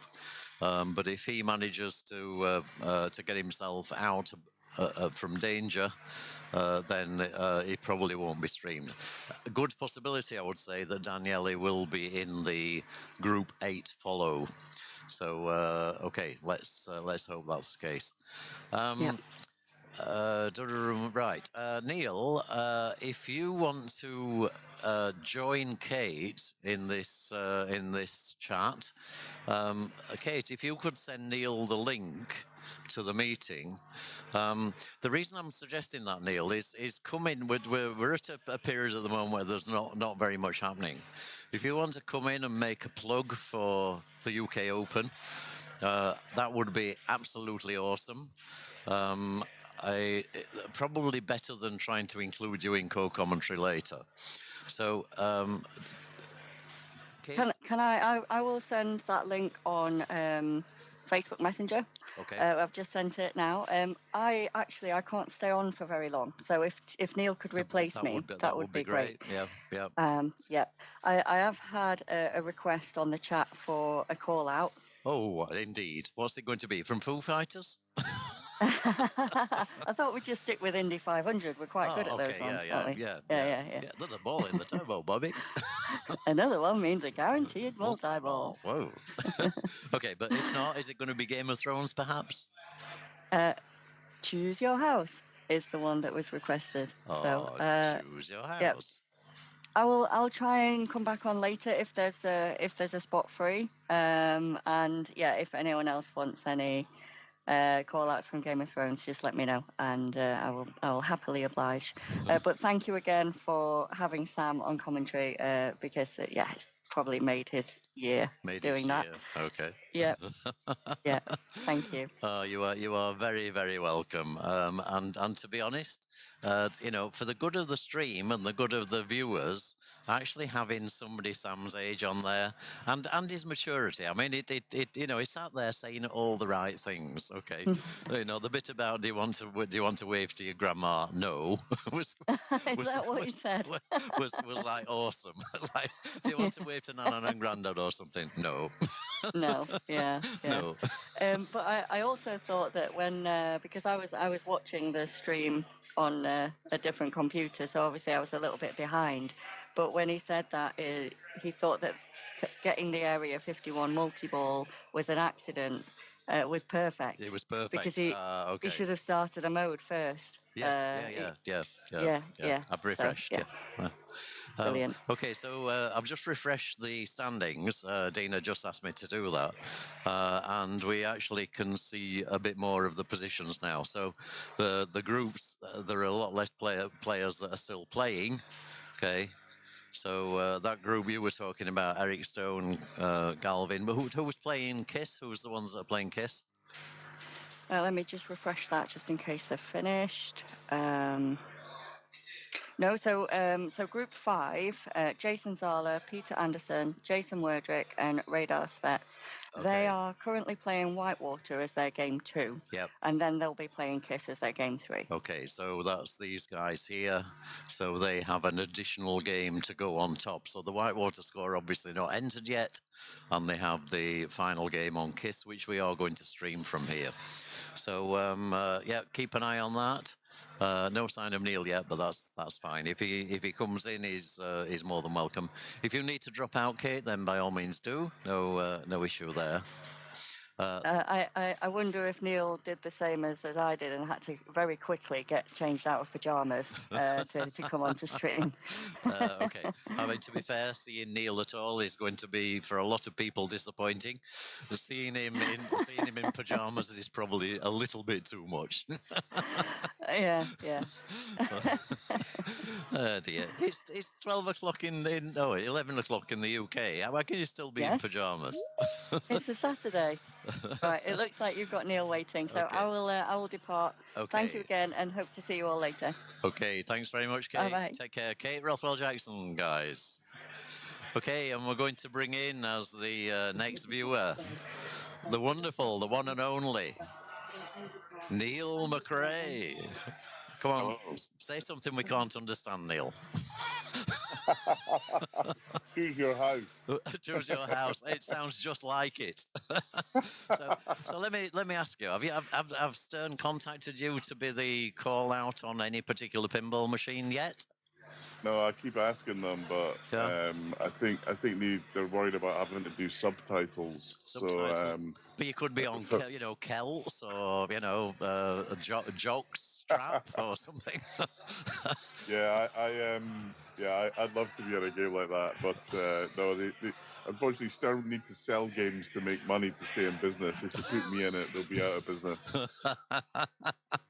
Awesome. So I've got my grandkids round, so we might have some interesting interruptions just to give you a heads up. But no problem at all. Thank you thanks for coming in. I want you to first of all, I mean, Neil is a living legend in pinball. He's brought the UK Open from nowhere to everywhere. I mean, it's now one of the major tournaments in the world. In the space of what, 3 years, 4 years? Yeah, I mean, look, it's a team effort, Jim. As you know, you've got to have a team behind you. So the guys at Pinball Republic and actually the whole community, even the international community, all help. But yeah, we've been running 3-4 years.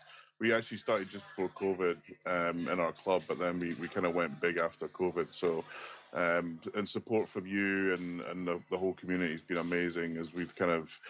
You make mistakes, you learn, you move on. But yeah, it's a great event. We love running it. A lot of effort, but it's always great to see people. It's great seeing like this event, Jim. You see some great games between some great players. It's awesome. Absolutely. I mean, the World Championship, this is our third, and you can never be complacent, okay? And you're the same. Exactly. You're the same in 100%. The UK. The next one, there are new challenges, there are things you want to improve, and so you keep stepping up. I mean, just to say, Jim, you guys have smashed this stream this weekend. It's been awesome to watch. Thank you. I've been tuning in whenever I can, and it's. Something like the World Championship should have, a great stream around it. But people don't realise that actually that takes effort, it takes time and planning. But I mean, we've had some amazing matches as well. I mean, the Epstein Cup with Jason Zoller was fantastic, although he's kind of struggling a little bit in some respects as to where you'd expect him to be. He's further down the table than I would have expected. Yep. Let's go back to those standings because there's a few players on here that are worth mentioning. So Zemak up at the top. Okay, he had a disappointing Epstein. His Epstein Cup was actually for Zemak not good. Yeah. And that could be just him kind of getting in the frame. It's a long flight from Chicago where he's based. Yep. But he smashed last year's UK Open.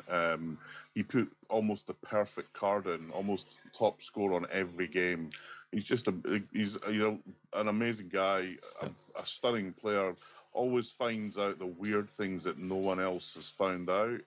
I definitely expect to see him figure throughout the whole tournament, and I think if I was a betting man, he would have a few chips on him for sure. Yeah, and people will be able to use their channel points for betting later on. Yeah. I don't know. Do the bookies actually run the pinball championships? Probably not. It's probably not big enough for the bookies to get him on. I think they had something in the US a few years ago, but I don't think it was successful. Yeah, great. Yeah. I mean, there's a couple of other players I would call out. You're talking about kids earlier on, Jim.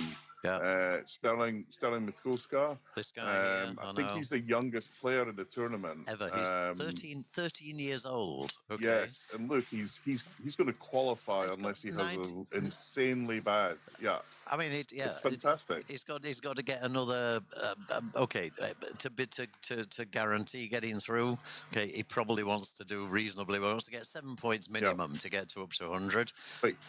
Did you watch him even if he wasn't to qualify, that's an outstanding performance. It was an outstanding performance to get to the World Championship. Yeah, 100%. To be honest, that was part of the reason why I also wanted to bring little Sam on, Kate's son, because we need to motivate these young guys. We need to bring them on. It would be nice to get some of the younger ones playing who are not the sons or daughters of existing pinball players. That would be a real achievement. Yeah, that's always so. I think we're always going to have that, but which again I think is a good thing. Yeah, absolutely. As you pointed out yesterday, Jim, I didn't realize this, but when you said that part of the reason for streaming is to show the families the players playing. Yep. It's a great thing. But yeah, look, I look at the Europeans. Obviously, Vigo and Arvid doing pretty well. Craig Pullen 10th. I know that's really great to see, isn't it? I mean, he's been going up and down over the course of the tournament. He's been down below the cut line. He's back up a bit. He played. His Twitch name is Roadshow24.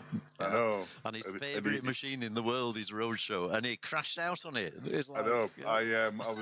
I kind of watched that and I kind of chuckled because Roadshow was one of my worst favourite games. But I said you'll start to hear now. But also, look, I mean, again, you mentioned yesterday Zach Sharp. He's going to qualify. He's played really well. Some really great games. Up here. A couple of other guys, Donovan and Hugo. They're probably going to qualify. Again, slightly older guys. It's great to see, as someone at the wrong side of 50. It's great to see some of these older guys doing well as well, Jim. I don't know what you mean, Neil, but I'll take your word for it. When I get to over 50, I'll let you know. I've got my little grandson come to see what's going on. Hi. That's Theo. Hi. Theo. Say hello. Probably a bit shy. So you're talking into the world. No problem at all. So that's you. No, don't touch it. Don't touch the buttons. No. You saw Deborah. We had Deborah in here yesterday. I love Deborah. We love her to bits, but she's a nightmare. she pulls wires. She sticks her fingers in places where she really shouldn't. She runs the Expo tournament, which she does. Last year, 400 players. And it goes on till like 2 a.m. And she's there the whole weekend, basically. Yeah. All right. Tremendous. So this is what you're saying about Jason. Jason, I mean, down here. I think he'll qualify. Obviously, there's still a couple of games to play, which will bump him up. Yeah. But I expected to see him at the other end of the all the way up the here, other end of the table. They are, especially after the Epstein Cup performance. Agreed. They actually have a game in hand because they're still on game 2 at the moment, so they're playing Whitewater. So yes. So they got the points to add in there. So so he'll probably bounce up some points. And this guy, Eric Stone. Yeah. Okay, Eric. We had him commentary at the start of the tournament. Always great fun. Always animated. Is Eric. And grandkids. I've got a grandson being kidnapped. I mean, I want to give you. No, you're okay. Yeah, exactly. No, he's fine. He's. I should try to get him into pinball. He loves Foo Fighters, one of his favorite games actually. So great to see. But Eric, I think Eric. Look, he's got games to score on. I think I'd be amazed not to see Eric qualify. He's such a passionate player. Oh, here we go. With this is a big game for Peter, actually. Very big game. Very, very big game for Peter. So this will be practice. Yep. So we're on practice. So let me put the practice banner up here. So we'll give everybody a minute's practice. Dina is going to update everything in terms of scores, show you exactly what is needed. So everything good. Peter back on 82 points. Okay, didn't do that well in Whitewater. Really needs to nail this. You're right, what you're saying. He needs to do well, okay? Jason as well, actually, on 90 points. I mean, both these guys need to win this game, I would say, Jim. Yep. To be safe, right? To control it themselves. Yep, absolutely. So, 4-player game. 4-player game with all of these guys in that position where they actually, all 4 of them need to win. So there's everything to play for in here, but they get a minute's practice each. That's what this pre-game practice in here. Are you okay staying through this, Neil? Yeah, no, we're good. We're perfect. Good. So I really appreciate you being in here. The idea of this remote commentator is actually pretty awesome. I was able to bring in Jeff yesterday. Obviously, we've had Kate in a couple of times, and obviously the options are endless. Andy Bagwell's. Yeah, especially during the bit of the tournament where everyone's still playing. Correct. It's hard to get people to come in when they don't want to be distracted. They're trying to stay in the zone, Jim. Yeah. So yes, 80 players, all capable of co-commentating, but nobody wants to. And so the qualifications are always like this, and I appreciate that. Deborah in particular, Yasmin's another one who is always willing to step in and help in co-commentary. So and both of them got great game knowledge as well. So good commentators. Yeah, and entertaining. So both in slightly different ways. So nice. Deborah's just one in a million. Okay, so Kiss game well, Neil? Not super well, I have to say. My strategy is kind of get to the multi-ball on this. But I think it's a subtly more complex game than that, where some of the modes can be big. But it's not. Actually, I own the game, but I've barely played it. It's one of the games we got in the club. But it's a great tournament game, and actually, for this sort of match, this sort of round, it's a great game for this kind of round because it's a real game of skill. Yep, agreed. So the main multi-ball is here, of course, in the whatever demon multi-ball, I think it's called. And then there's Love Gun multi-ball, which you qualify by going into this area. It rattles about and hits these stars at the top. You start that multi-ball by hitting the right ramp. The lock here, you qualify with the 2 green stand-up targets on the side, and if it is lit for lock, and it throws straight down the middle, it will give you a ball save. But if it doesn't, if the lock isn't qualified, you qualify the demon letters here, and then when it kisses out, it goes straight down the middle. You've lost the ball. Hey. A couple more things. I don't know the game that well either, but if you shoot the left ramp, it doubles the value of the next shot. Yeah, and I think this is actually the real game, Jim, which is incredible. We're on ball 3 already, and the highest score is 5 million. No, they're on practice. They're still on practice. Is it still practice? Yeah. Oh, okay. Yep. So thank God for that. I know. Practice sign's just gone off. We should now be about ready for the main game. You're right.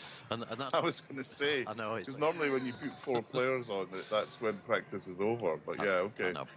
So here they go. But to be honest, I did that practice banner because, again, of the last 2 years, of the number of times when I've done just what you've done, you're like your heart's in your mouth. And say, what's he done? He's just let the ball go. I know. It's like, okay, awesome. So, right, here we go. Okay, Peter Anderson, Ryder Spets, Jason Zala, Jason Wordrick. Yeah. I was trying to put Chicago. I was trying to put actually, a German Jason. accent. I think Jason's got a special record, Jim. I think he's been to every single IFPA championship. Really? Okay. Yes, and I mean he's been in pinball a for long time. Yeah. And I think I'm pretty sure I was talking to him about this. It's either IFPA or it might be PAPA, but one of the big championships, he has been to every single one of them, which I think is a fantastic achievement. That's awesome. And playing well. Okay, Peter plays the slow plunge, the short plunge, in order to get control of the ball. It's got past that really dangerous no ball save. What the hell do I do sort of phase. Yeah. And that particularly when these players know they need to do well on this game, that first couple of seconds is so vital. He's not really hitting any shots yet, but he's okay. He's a bit in the flow, yeah. So I always find Peter can sometimes, I always feel he makes it harder for himself in a lot of tournaments. When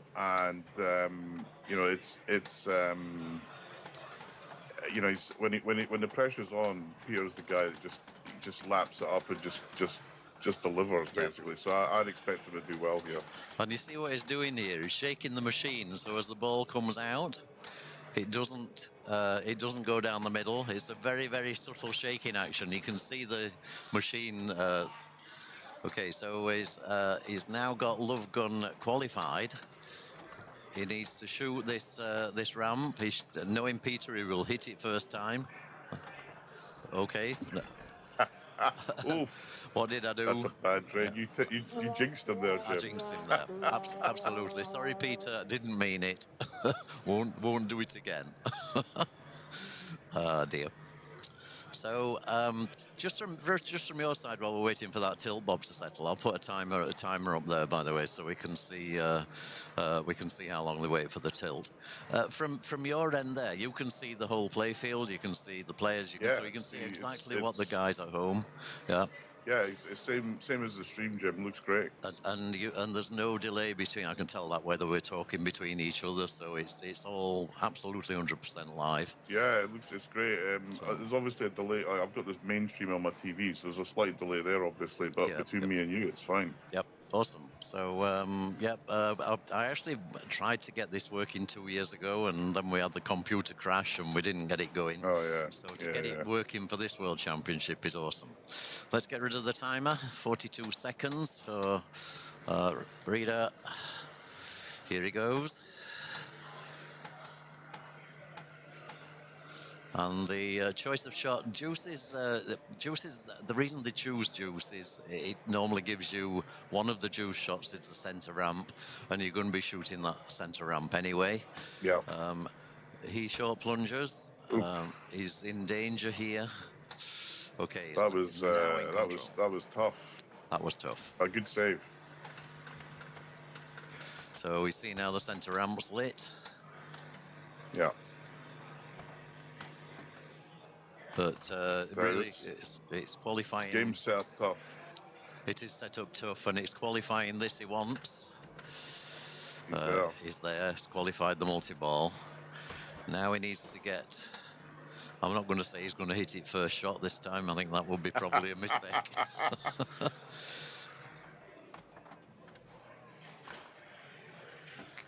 This is why I think this is a great choice for... Oh, and it's gone. Shame. Yeah. So, but look, they both have Love Gun ready for ball 2.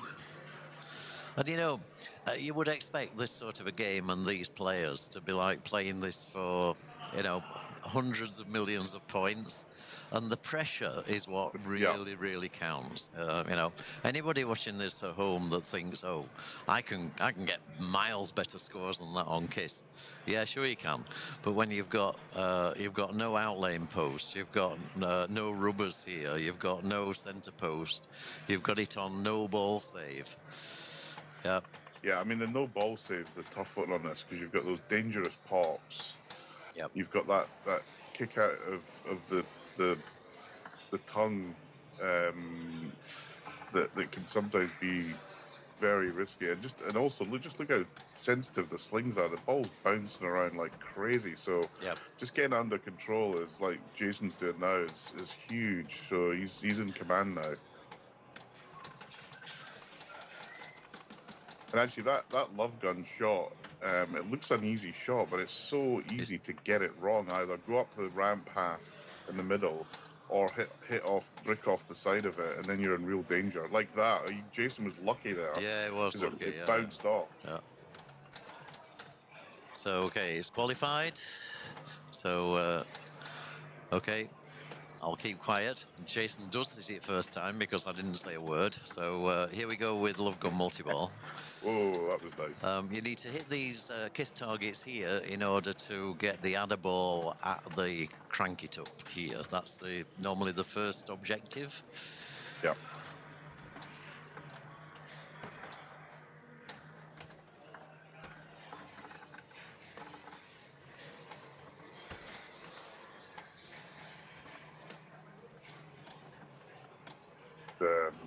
Playing really, really nicely. Yeah, lovely. I mean, that's the thing with Jason. You just watch him. It's hard to comment because you're so bamboozled with how great he plays. Yeah, a true master. His noise at 10 kilohertz. Okay, I need to do a bit of a reset. Just a second.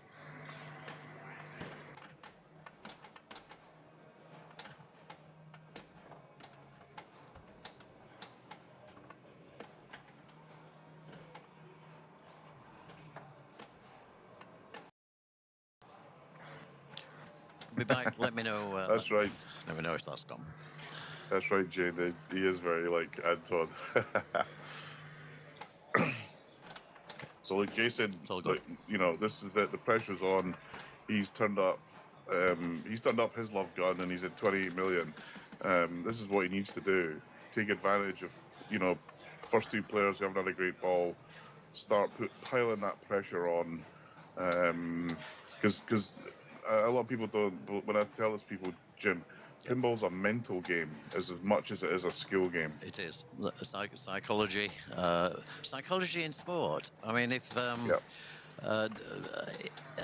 you remember the awesome Dracula game back in Italy in 2018, everybody's watched it, everybody knows it.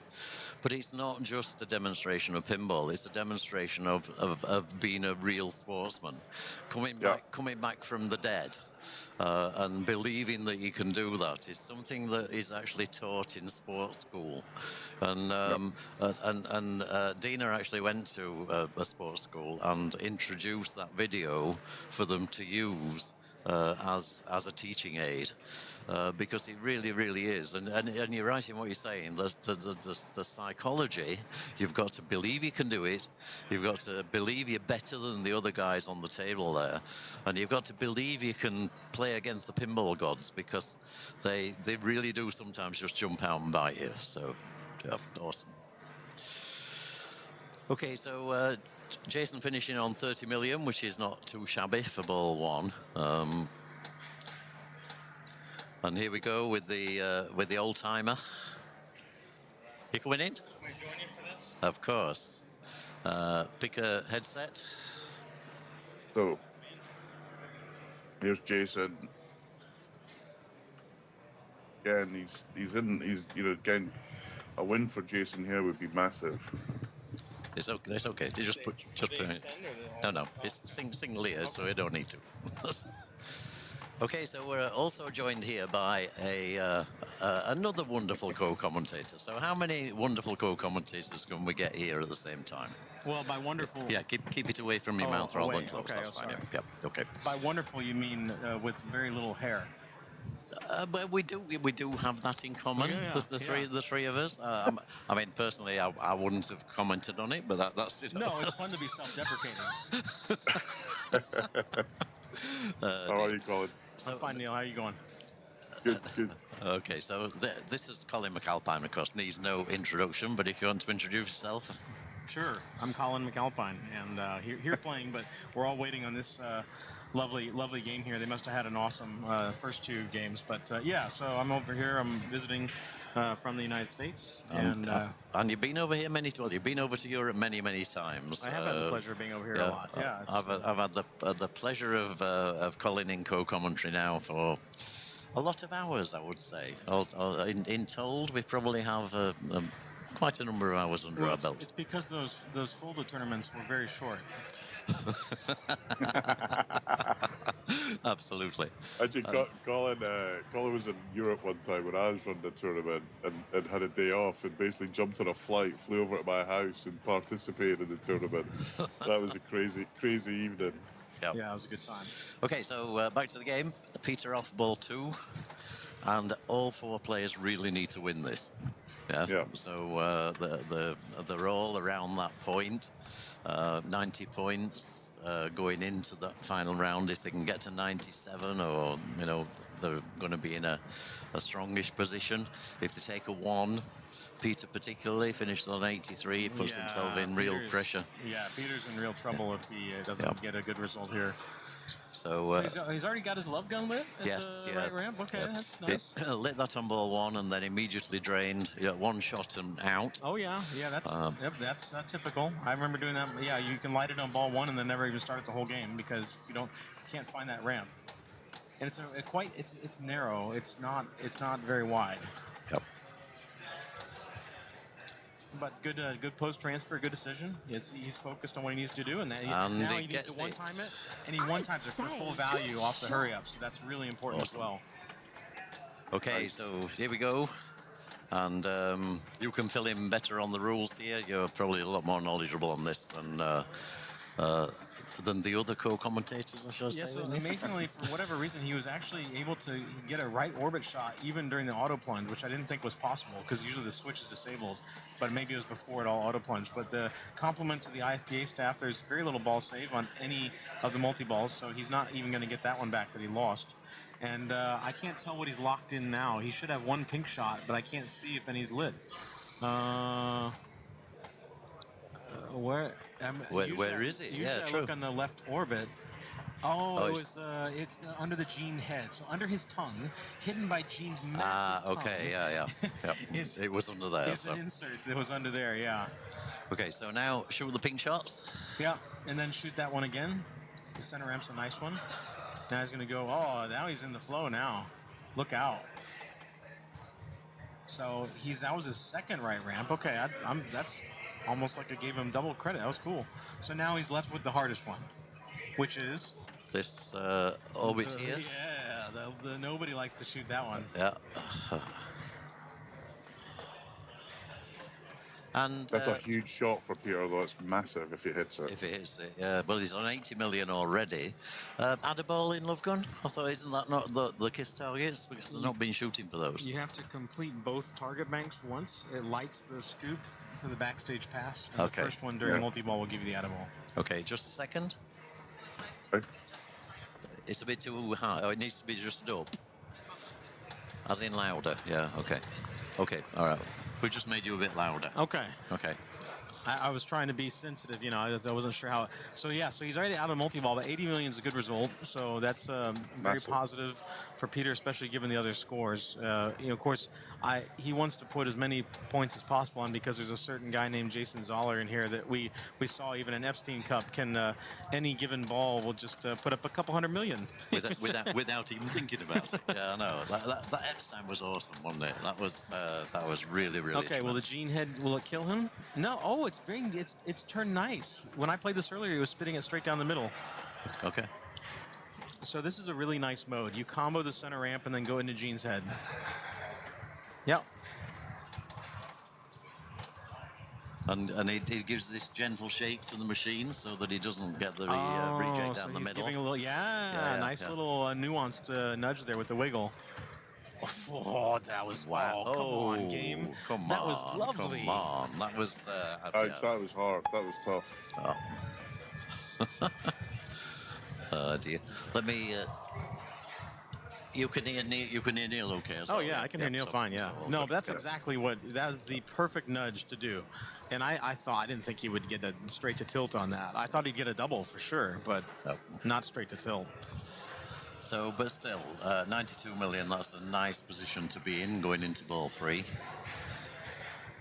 Depends on what the other players do, of course. And you say, particularly that Jason guy. Well, there is 2 Jason guys. And Neil was saying that Jason Wordwick has been to every IFPA event ever in history. Is that correct? Oh my gosh, really? I don't know. It could be. We're going on pinball trivia here. I'm sure it is. It's definitely one of the tournaments. I was talking to him about it, but he was at the early Papas, and he's been around forever, basically. Great guy. Yeah. All right, well, let's see if Raider can... Go ahead. He's also a car nut like me. He is. He is indeed a car nut and a Transformers nut. And right now, this guy, Raider, is on a heater. So he won the previous 2 games. So he's going into this game with 14 points 20. already. Wow, okay, to get 21. And yeah, so let's see if he can continue that. He's got Love Gun lit at the right ramp, a little early. Nice tip over. Not enough strength for sure, yeah. Oh, and nearly lost the ball there. Oh, and he managed to... And he survives. I would have liked to have seen a ski jump there. Because this post transfer from right to left is like butter. One thing I definitely notice when you're playing any game is your ability to read either the bounce over or the ski pass or the keeping it simple. Yeah. Yeah.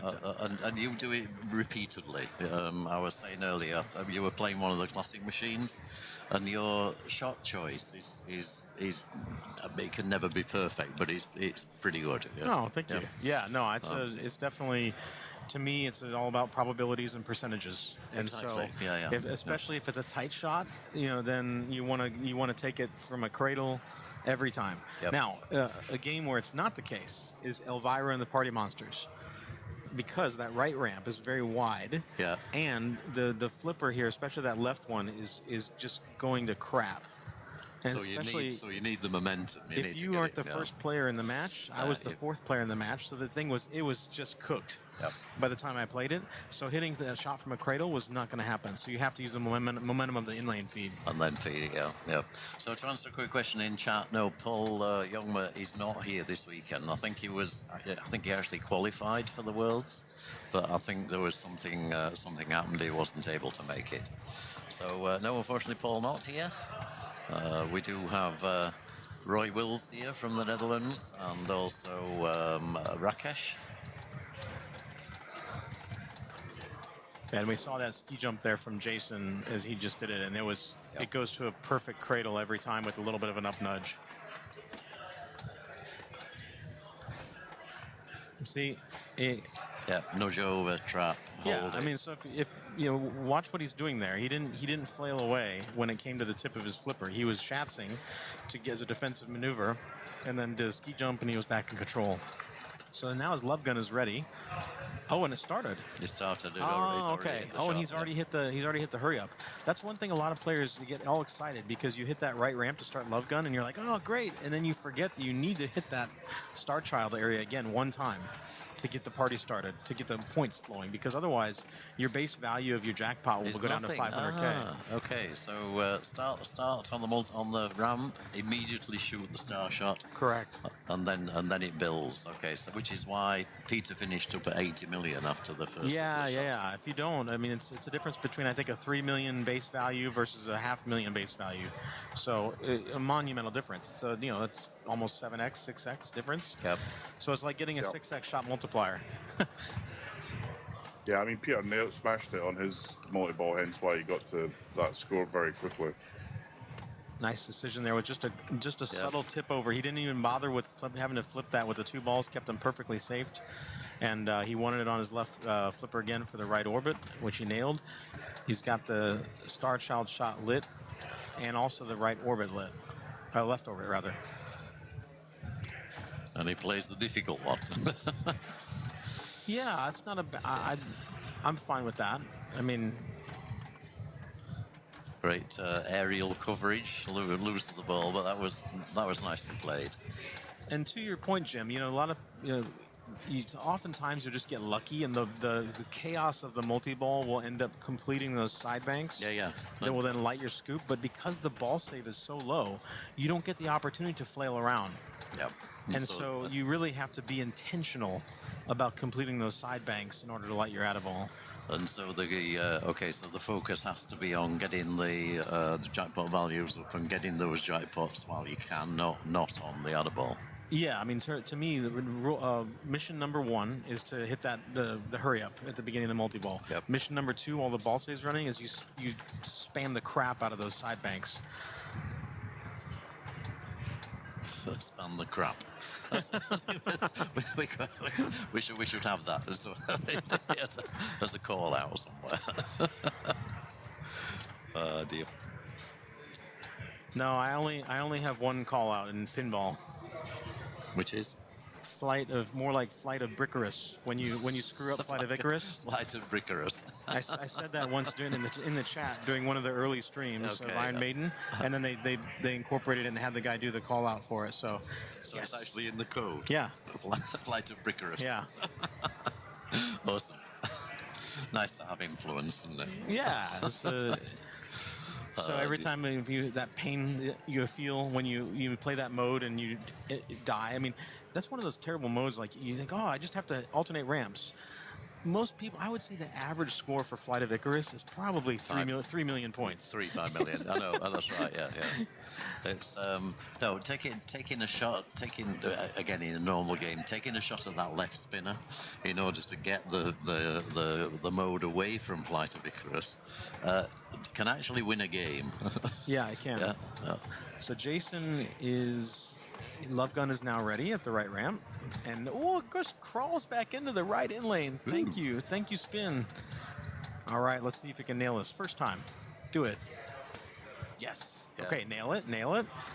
No, he missed. That's all right. It counts down slowly at first.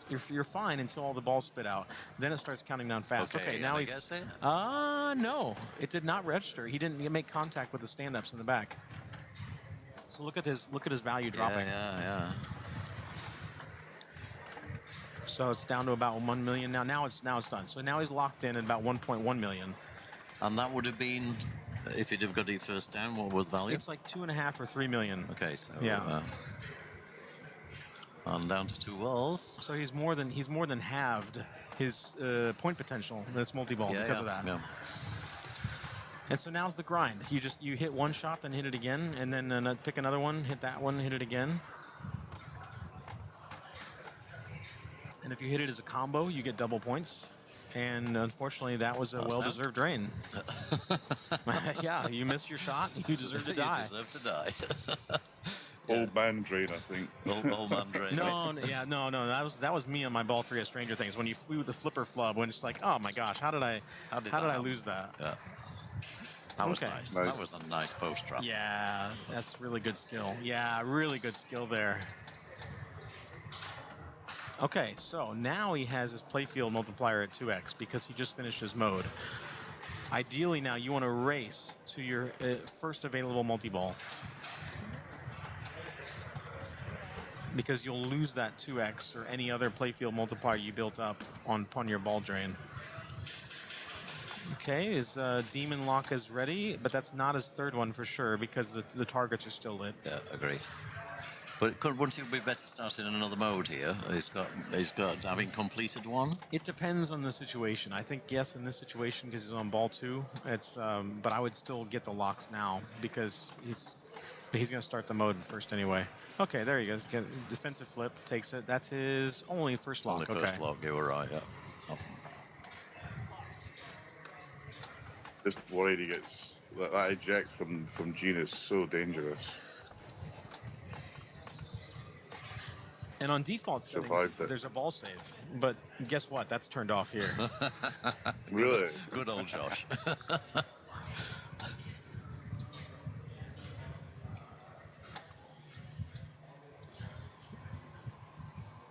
Okay, so he's picking Rock and Roll All Night. Another nice mode. This is that nice one that we saw Peter playing earlier, where you can do a center ramp to Gene Head combo for really good points because you get that double scoring for the Gene Head, and he gets also the 2x scoring because of his playfield multiplier. Mm-hmm.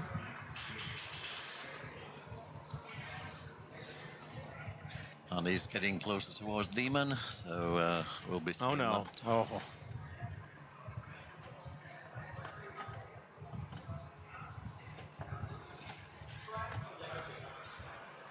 That's fine.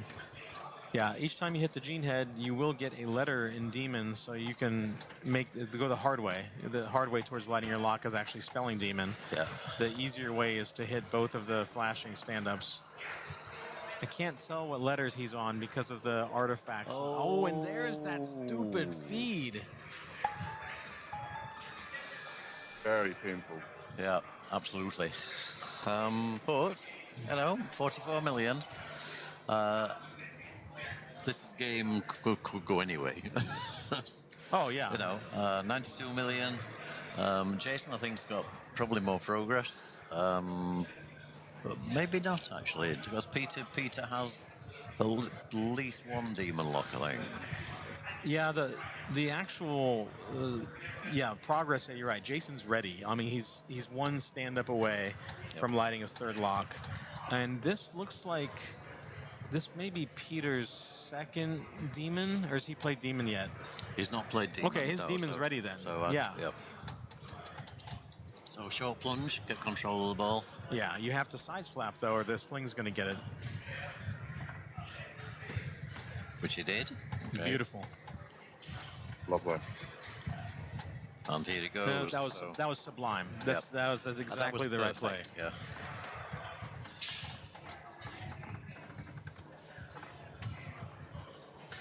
Okay, so for he's still got ball save going. I think he's going to get that back as well. He's going for the kiss targets. So you need to kiss and army in order to get the adder ball. Yeah. Yeah, you can get the adder ball with the 2x, similar to the snake adder ball in 2x in Metallica, but that's it. That's out. That is unfortunate, except for the fact that he's in the lead. But still, he definitely wanted a lot more from that.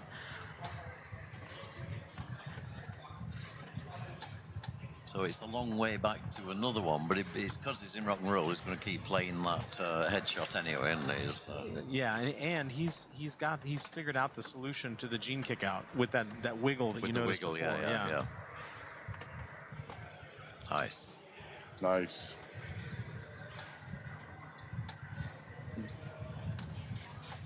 Still some good points on this mode as well, though, with the 2x as well. Mm-hmm. Going for the Star Child there. Yeah, I found this Star Child playfield area is very active, and so you can see it up there. Look at that. He's going to get almost the entire progress. Well, now you won't once you go in the saucer because it just dribbles out. But if you keep it from going in the saucer, those slings up there are very active. You can get the entire progress in one trip. Okay, well that was a good ball from Peter. It would have been nice to get for more points on Demon, but 116 million. He's put himself in good shape there.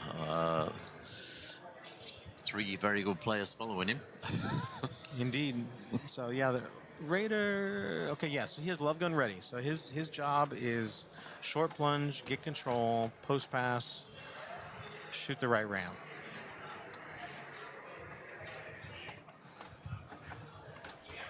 Oh no, I don't like this. Okay, that's fine. He's fine now. Ah, beautiful. Okay, nailed it. And yes, that's a critical. Perfect. So 4.2 million that jackpot value throws out there. That's. I thought he lost the ball there because the ball lock light wasn't flashing. It just started flashing as the ball went out. Yeah. And so now nice. This 2 center ramps will be that jackpot. That's fine. He's now completed deuce, so he just activated his 2x playfield multiplier, which apply to also everything in the playfield, including your multi-ball jackpots. But unfortunately, oh, he's got one still. He's got one left. It's gone I thought his nudge was perfect there, but unfortunately, it bounced up and then hit the top of the sling again and dribbled over to that right out lane. So currently, very unfortunate. Yeah, currently in last place. So he needs to do something else here. Demon's the obvious next choice. Could be. I would actually go back to Love Gun. I think that mini playfield is so active. Okay. I think 1 to 2 trips and you've got it lit at the right ramp. The feed coming out of the Star Child area generally hasn't been killing people in this game. Whereas the Demon Head, I mean, the stand-ups can kill you. The Gene Head will kill you. Yep. All in all. Yeah, I agree, Colin. It's a much safer option. So he did start a mode. So he's done. This is the Orbits mode. A little bit loud, yeah. But after after a couple orbits or switches, then it lights all the shots. I believe. I don't recall this mode as well. Oh, now that's an old man fumble. That's the old man fumble. I recognize that train. Yeah. and the old man fumble was explained to me by Andy Bagwell during the Epstein. It's actually a very kind, nice way of saying an old man fumble. It's not like derogatory. Yeah, particularly. No. It's sort of, okay, the guy's a little bit old. I'm glad. I was saying to Neil, I'm glad I'm not in that category yet. But for you guys that are there, that's fine. This is the man to watch. Jason Azala. We don't recognise him. He doesn't have a hoodie. He doesn't have a hat. Yeah, I think you would cook if you wore a hoodie in this venue. Somebody asked earlier how hot it is here. It's going to be 33 degrees, I think, today. There's a weather warning of 36 for Monday. That's back in Germany. Yeah, we are going through a heat wave, guys. This Love Gun is ready. Good. And nice accuracy there. And nails straight up. Straight into Very Star nice. Child. Yeah. So he got the max value of 2.5 million, and it was multiplied by 2 because it was shot as a combo. So he has the mode going as well, which it looks like I think he's in deuce, and they're over on the right-hand side right now.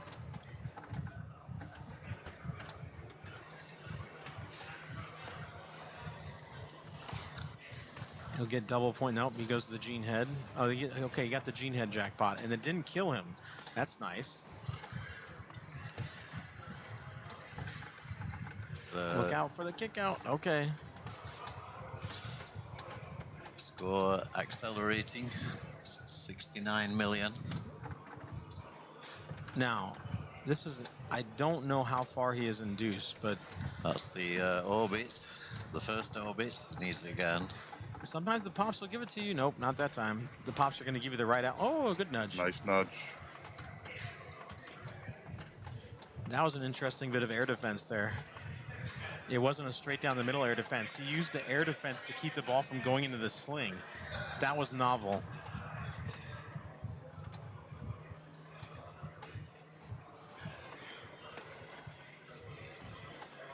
Okay, was the Gene Head? Oh, the Gene Head was friendly. No danger. Beautiful slap. Awesome. Yeah. Very well done. Oh, he's in Rock and Roll Night. Okay, so yeah, that's actually really nice for this multi-ball. Okay, Gene Head is... Oh, wow. He took no dangers on that either. He's completed it. He's now 2x. Now, this is where the points can come and get stupid. If he can get these last pink, I think it's just the right ramp, and then you one-time it into the Star Child area for a base of, I believe, 50 million. And then it multiplied by 2x because he's got 2x playfield. So this is 100 million coming up right here. Wow. Nice. Boom. Wow. Woo. So easily takes the lead, 177 million points. This is a classic.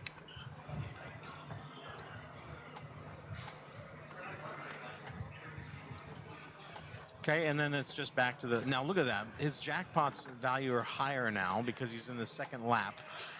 So he was... Now you have 5 million base value, and he's getting the ×2 because of the 2x playfield.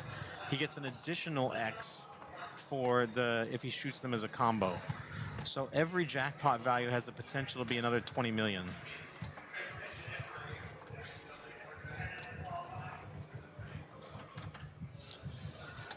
And this is why he was voted the best pinball player of the year.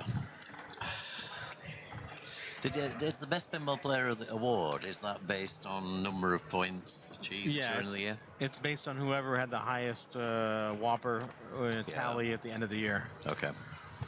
Oh my goodness. Oh my goodness. Here comes. Here comes. Nail it. Nail it. It's ready. Nail it. As the combo. Look at that. So he waited. He could have taken it for the right flipper with the base value, but he's like, no, I want to combo it. I want the 200 instead of the 100. Yeah, this is this is silly.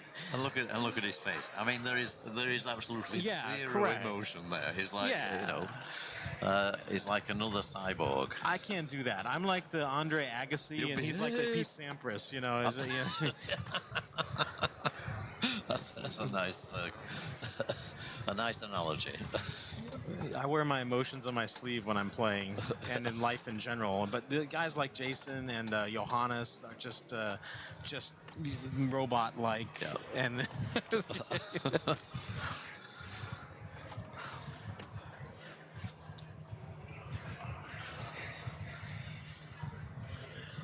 there are advantages to being emotional. You know, I mean, I'm sure our love life is a lot better, for example. 100%, Jim. I mean, look at Roberto Padroni. I mean, you know, he wears his heart on his face. Yeah, like, yeah. You know, although Jason being a single guy in college, he may have something to say about that. You know. Dear. It's not all about romance, though, is it? Okay, so this is his third lap, which he's almost done with. So he's going to center ramp first? To get No, he needs the right orbit. He needs two. Okay, so he needs this shot here, of course, yeah.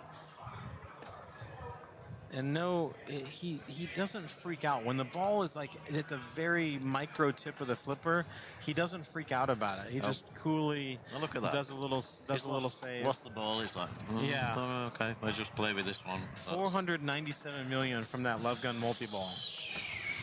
And that was only at 2x playfield. So the real juicy thing is when you get it up to 10x. Because after you've completed 3 modes in one ball, then you'll be at 10x playfield. Wow. So that would have been 5 times that. So that would have been worth $2 billion. That was tremendous. Yeah, I mean, wow. Well played. Yeah.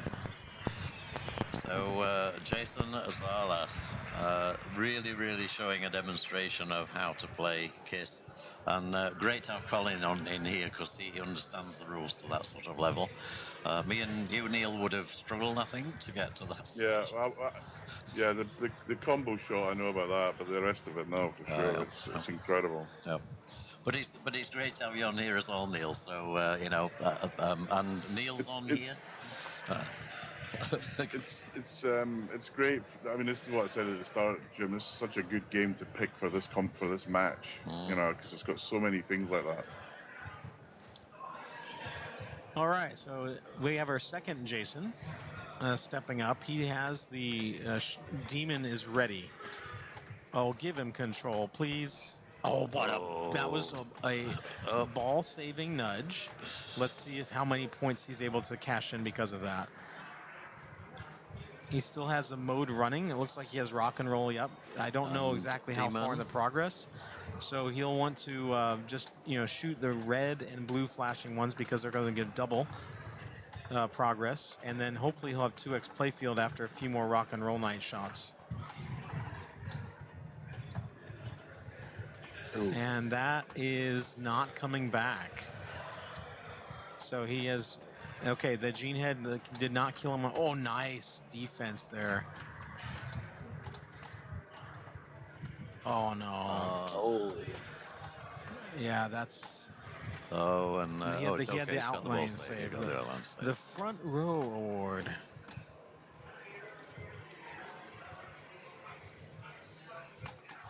So he needs to get past Peter in order to get 5 points here. Okay, that's a shame. Out. But that was a really, really great game. So with that, Jason takes 7, Peter takes 5, and the other Jason takes 3, I think. Yeah, correct. Yeah. Wordrick takes 3, Raider takes 1. So they go through to round 8, which we will be joining after the lunch break. So we're going to be signing off. I'll put you on an automatic view which shows you around the playfield. Before we go, I would just like this man, okay, on my right, to give a big call out and just explain the ticketing system to the UK Open, which I think tickets are open on Tuesday. Yeah, Tuesday in the evening, they go live, and then the event's 26th to 28th of September, UK Open, and don't forget Papa 22 as well in September. Yep. Pinball at the end of July. Some big tournaments on between now and the end of the year. Still a lot of pinball to play, but just another thanks, Jim, for all the effort you and Dina and the team put in to stream this, because it's great to watch. Good to see you, Colin. Good luck, Colin. You as well, Neil. Appreciate it. Thank you. And big call out for Neil. Did you have a UK Open pinball T-shirt here? I do not know. Because Neil, 2 days ago, he offered anybody who was wearing a UK pinball T-shirt and had been to a UK Open event $50. Okay, and yeah, I think Julio qualified. I think he was Julio. Yeah, so far he's the only one. So far he's the only one. But that was an awesome call. That's typical Neil. Yeah.